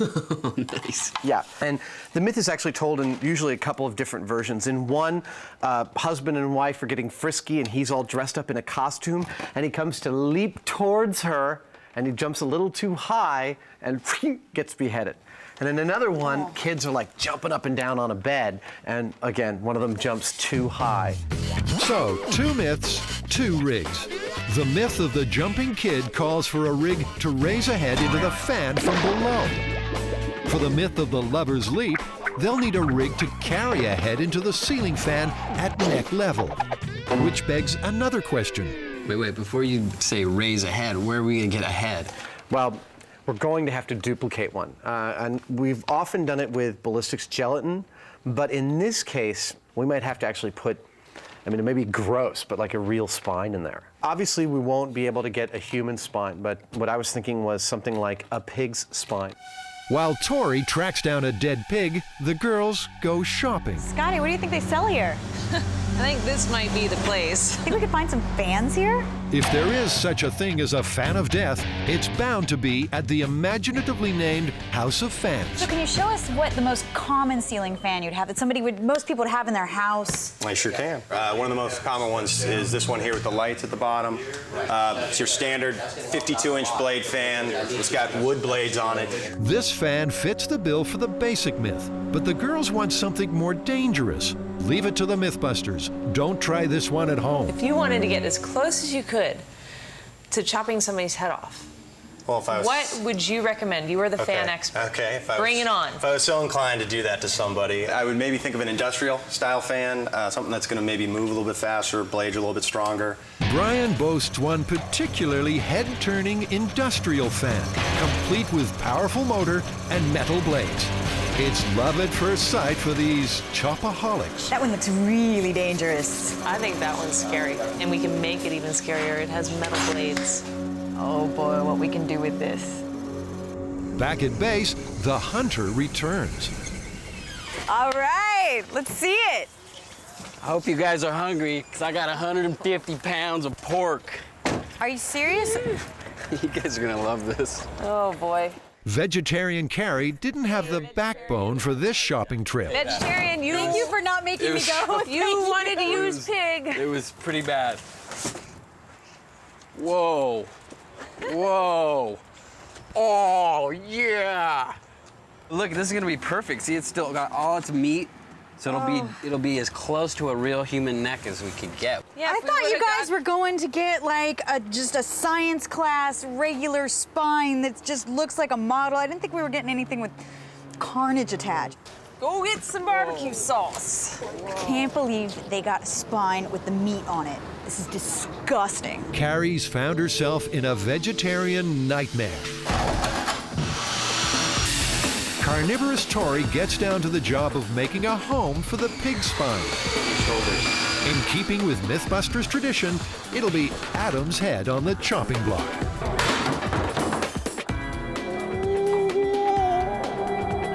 In a previous episode, gelatin molds of Adam's head were used to test the myth that tongue studs attract lightning.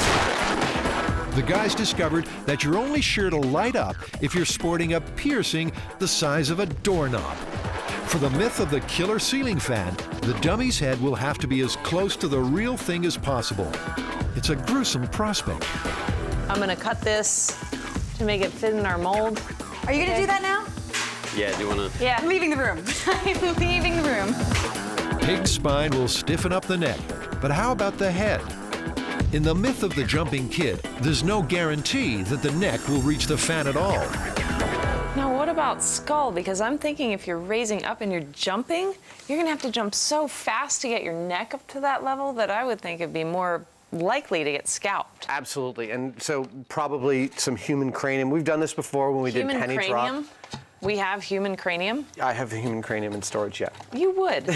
We have one of everything at MythBusters. While the others plot the dummy's internal structure, squeamish Carrie busies herself with making molds in the vacuform machine. Once we get them out like this, we're going to glue both of these negatives together, put them upside down, fill them with ballistics gel, a little bit of cranium, and a spine that should emulate the insides of a human. Using his special effects know-how, Tori makes latex arteries, which are filled with fake blood. In the interests of scientific accuracy, of course. This is the artery. When that blade comes flying through there, blood is gonna spray all over the room.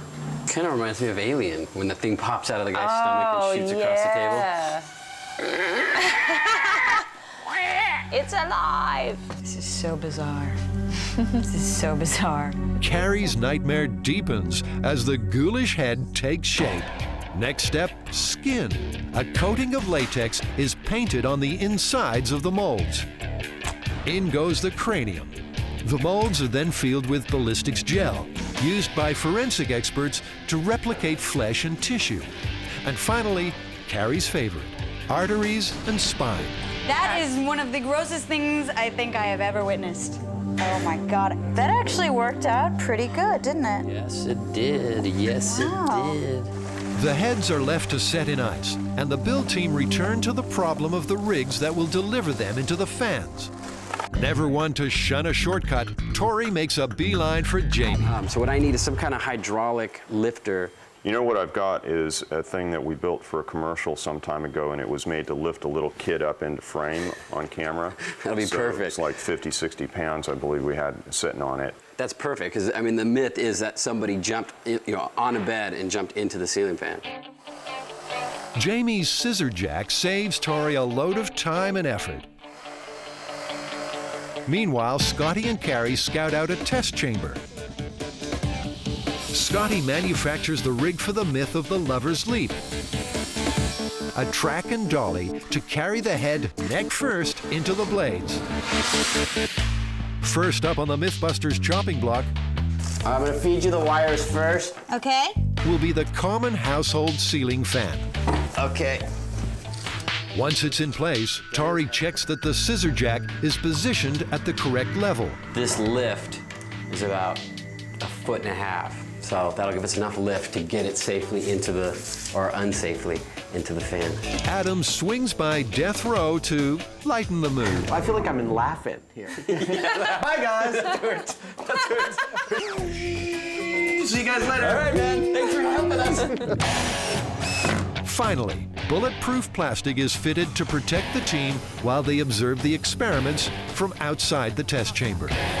The stage is set. The dummy is unveiled. That is nasty. In the myth of free energy, Adam's been deflated by the discovery that his temperature wheel leaks gas. He's on a collision course with his welder, Scotty. I've got a bone to pick with you. We tried filling these things with propane today. Because I can smell it. Yeah, it's leaking out of your weld. Scotty protests that she didn't know Adam intended to fill the tanks with propane. Well, first I said that I needed gas-tight welds from you. The people that filled this want nothing more to do with this. Sorry. Well, it looks like every possible thing that could be failing on my rig is actually failing. And I know this seems consistent, but there was a time I was really good at making things. Oh, no. Uh-oh. Oh. Thank you, Bob. Adam comes up with an unusual solution to his leaking wheel. I am actually pulling a vacuum on each one of these pipes so that I can capillary some glue into the leaky or problematic areas of my welds and then cover over it with a engine epoxy to eliminate all the problems you would have welding a casting to a steel pipe. Crazy glue. I need crazy glue. On goes the crazy glue, followed by some hard-wearing engine epoxy. For the temperature wheel to have any chance of success, it must be gas-tight.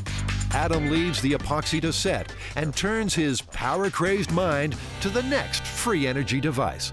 What is next? The Bedini motor. The Bedini motor. You know, the Bedini motor is like the holy grail of the free energy freaks. It couldn't be simpler. A battery drives a motor, which spins up a flywheel, which charges wire coils, which in turn recharge the battery. And bingo, a perpetual motion or over-unity machine. It's important to keep an open mind and realize that all the principles that drive the over-unity machines operate outside of everything you've ever heard about science. MIT's Dr. Geo Holmesy has been helping the guys by assembling the contraption. And with his pedigree, they're quickly in business. Free energy, man. Here we go. Activate the modulator. Modulator activated. A modulator switches the motor on and off, so preserving power while the flywheel keeps on spinning. In theory, replenishing the battery. Okay, it's spinning up. I can hear it getting slower. Yeah, it seems to be. I don't think I need a meter for this one. In a sudden burst of free energy, the Bedini machine runs down. Sounds like my grandfather. Oh, getting sick.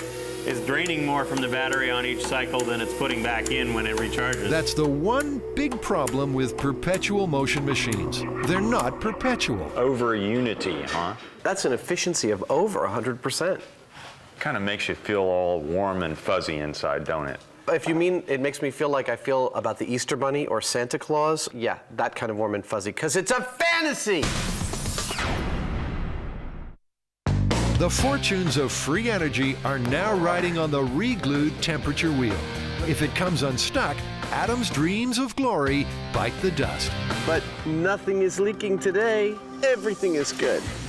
The temperature wheel stands in a tank of water, which will be heated by studio lights in place of the sun. Jamie's baffled by Adam's creation. I don't know what to think of this contraption. I think in theory it actually ought to work, as I understand it, but you know, actually come to think of it, I'm not really sure that I do understand it. The idea behind the Minto wheel is that these tanks are arranged in pairs, each one connected to its neighbor opposite the wheel. And there's some propane in here. Propane is a terrific natural refrigerant and a coolant. It's got a boiling point that's below room temperature. So there's some propane in here, and when we heat it up with the water, it bubbles up into this tank, making it heavier. And as each one successively does that and gets heavier, the wheel starts turning. This is the idea. We'll see if it actually works. And before your very eyes, free energy is revealed to be as elusive as ever. I'm not getting satisfactory operation out of my wheel here. Come on. It's not happening. I think I need to abandon the water because I think the propane tanks going through the water isn't working. The guys decide to change tactics and heat the tanks directly with the lights. Okay, so it starts to move. Adam just can't keep his hands off. Well, I know, I'm impatient. We know this. I don't want it to get too hot. Oh, I'm seeing something. Is it moving? What do you think? Trying to determine whether, I think I'm seeing it move really slowly. It's going this way. With all the speed of continental drift, the wheel is turning. I get a full revolution. I call this a solar generator. I don't care how slow it goes. Come on, it's breaking free. It's breaking free of the bonds of the energy conglomerates. It's just slow, you know, it's silly. We're now working on almost 3/4 of a full revolution. It is the slowest machine I've ever seen go, but it is going, and it's working on thermal energy. I don't think this is the kind of thing that's going to end up powering a generator at your house. I mean, the fastest machine that anyone's built from this, and I know I'll be corrected on this, but that I could research, the fastest machine yet built was like 1 revolution per minute. I mean, that's not a blistering energy producing speed. You know, maybe you could, I don't know what you could do, you know, fan your sheep or something at that speed. A solar sheep fan is hardly a revolution in power generation, and it's not even free energy. Strictly speaking, the temperature wheel is just an overly elaborate and highly inefficient solar generator. Free energy, hot air. So free energy across the board, busted. Yeah, they're totally and absolutely busted.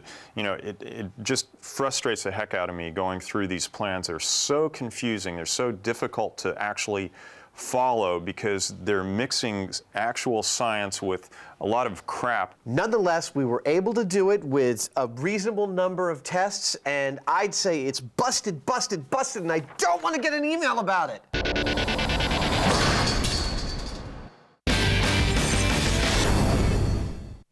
Back at the myth of the killer ceiling fan, the ballistics gel head, together with pig spine, human cranium, and latex arteries and skin, is strapped onto the scissor jack. Adams never modeled for such a realistic dummy. The older, wiser heads decide to test out the rig and find it comes up short. No! Who measured this? That would have sucked. Adam can't believe his eyes. Where do you want it to hit? About like there? I, for one, thought nobody would have built this whole rig without double checking where the head's going to fall on the fan. I mean, who would do that? Apparently, they would do that. This is the first thing Jamie or I would have thought of. But yeah, it's okay, you know, they're learning, they're good kids. Put the box right on there and be ready. A sheepish Tory raises the head. I don't know who measured that. I'm gonna really give it to him. Yeah, why don't you give it to him when you find out? When I find out. All right, gonna seal the chamber. The fan spins up to top speed, which they calculate to be 26 miles per hour using a tachometer. At last, the head is in place for myth number 1. Jumping up into a household fan from below. Don't try this at home. Everybody ready? Ready. Ready? So ready. 5, 4, 3, 2, 1.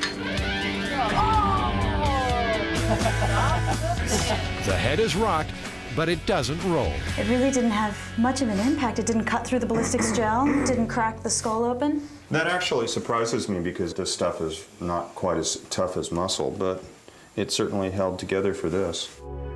The household fan spins too fast for the head to reach neck level, but too slow to do any real damage. The dummy takes the blows on the top of the head, and the blades just bounce right off. Myth number 1 is busted. Time for myth number 2, the lover's leap. All right, we're ready for this experiment here. We're gonna push this head straight in at the fan, right at the neck level. We got this track set up. We got a rope around this pulley going out through the wall to our control panel, and we're just gonna pull the rope, sending this guy straight into the fan. 5, 4, 3, 2, 1. Oh. That's the last we saw of that ceiling fan. Broke the fan. There's no damage on the neck whatsoever. Not even a hickey? Nothing. This time, the dummy gets a sore throat, but kept its head. When it comes to a household fan, both myths are busted. It's time to step things up a gear. Bring on the industrial fan. Wow. It's like a little tornado down here. A lot more power. That's why we want to get this one. It's like a little tornado. The blades are like little knives, and it goes so much faster than the regular fan. All right. In fact, it goes 54 miles per hour, twice as fast as the household fan. Will this one prove deadly? Once again, they test the jumping up from below myth first. 2, 1. Oh, chunks! Yes! All right. Oh, that did some damage. God, there. Oh! That's That's got to be at least a concussion. At least a concussion, maybe a fracture. And certainly a bloody nose. This time the dummy really takes a hit from the high-speed metal blades. He got, oh, look, he cracked into his skull. A little fracture. That's skull. And it definitely made a mark in the skull. Yeah, I agree. I mean, it might not kill you, but you wouldn't want to have this happen to you. No kidding. Jumping up into an industrial fan is a bad idea, period. Next in line, the big one. Hold on to your hats. We're going neck first. 5, 4, 3, 2, 1.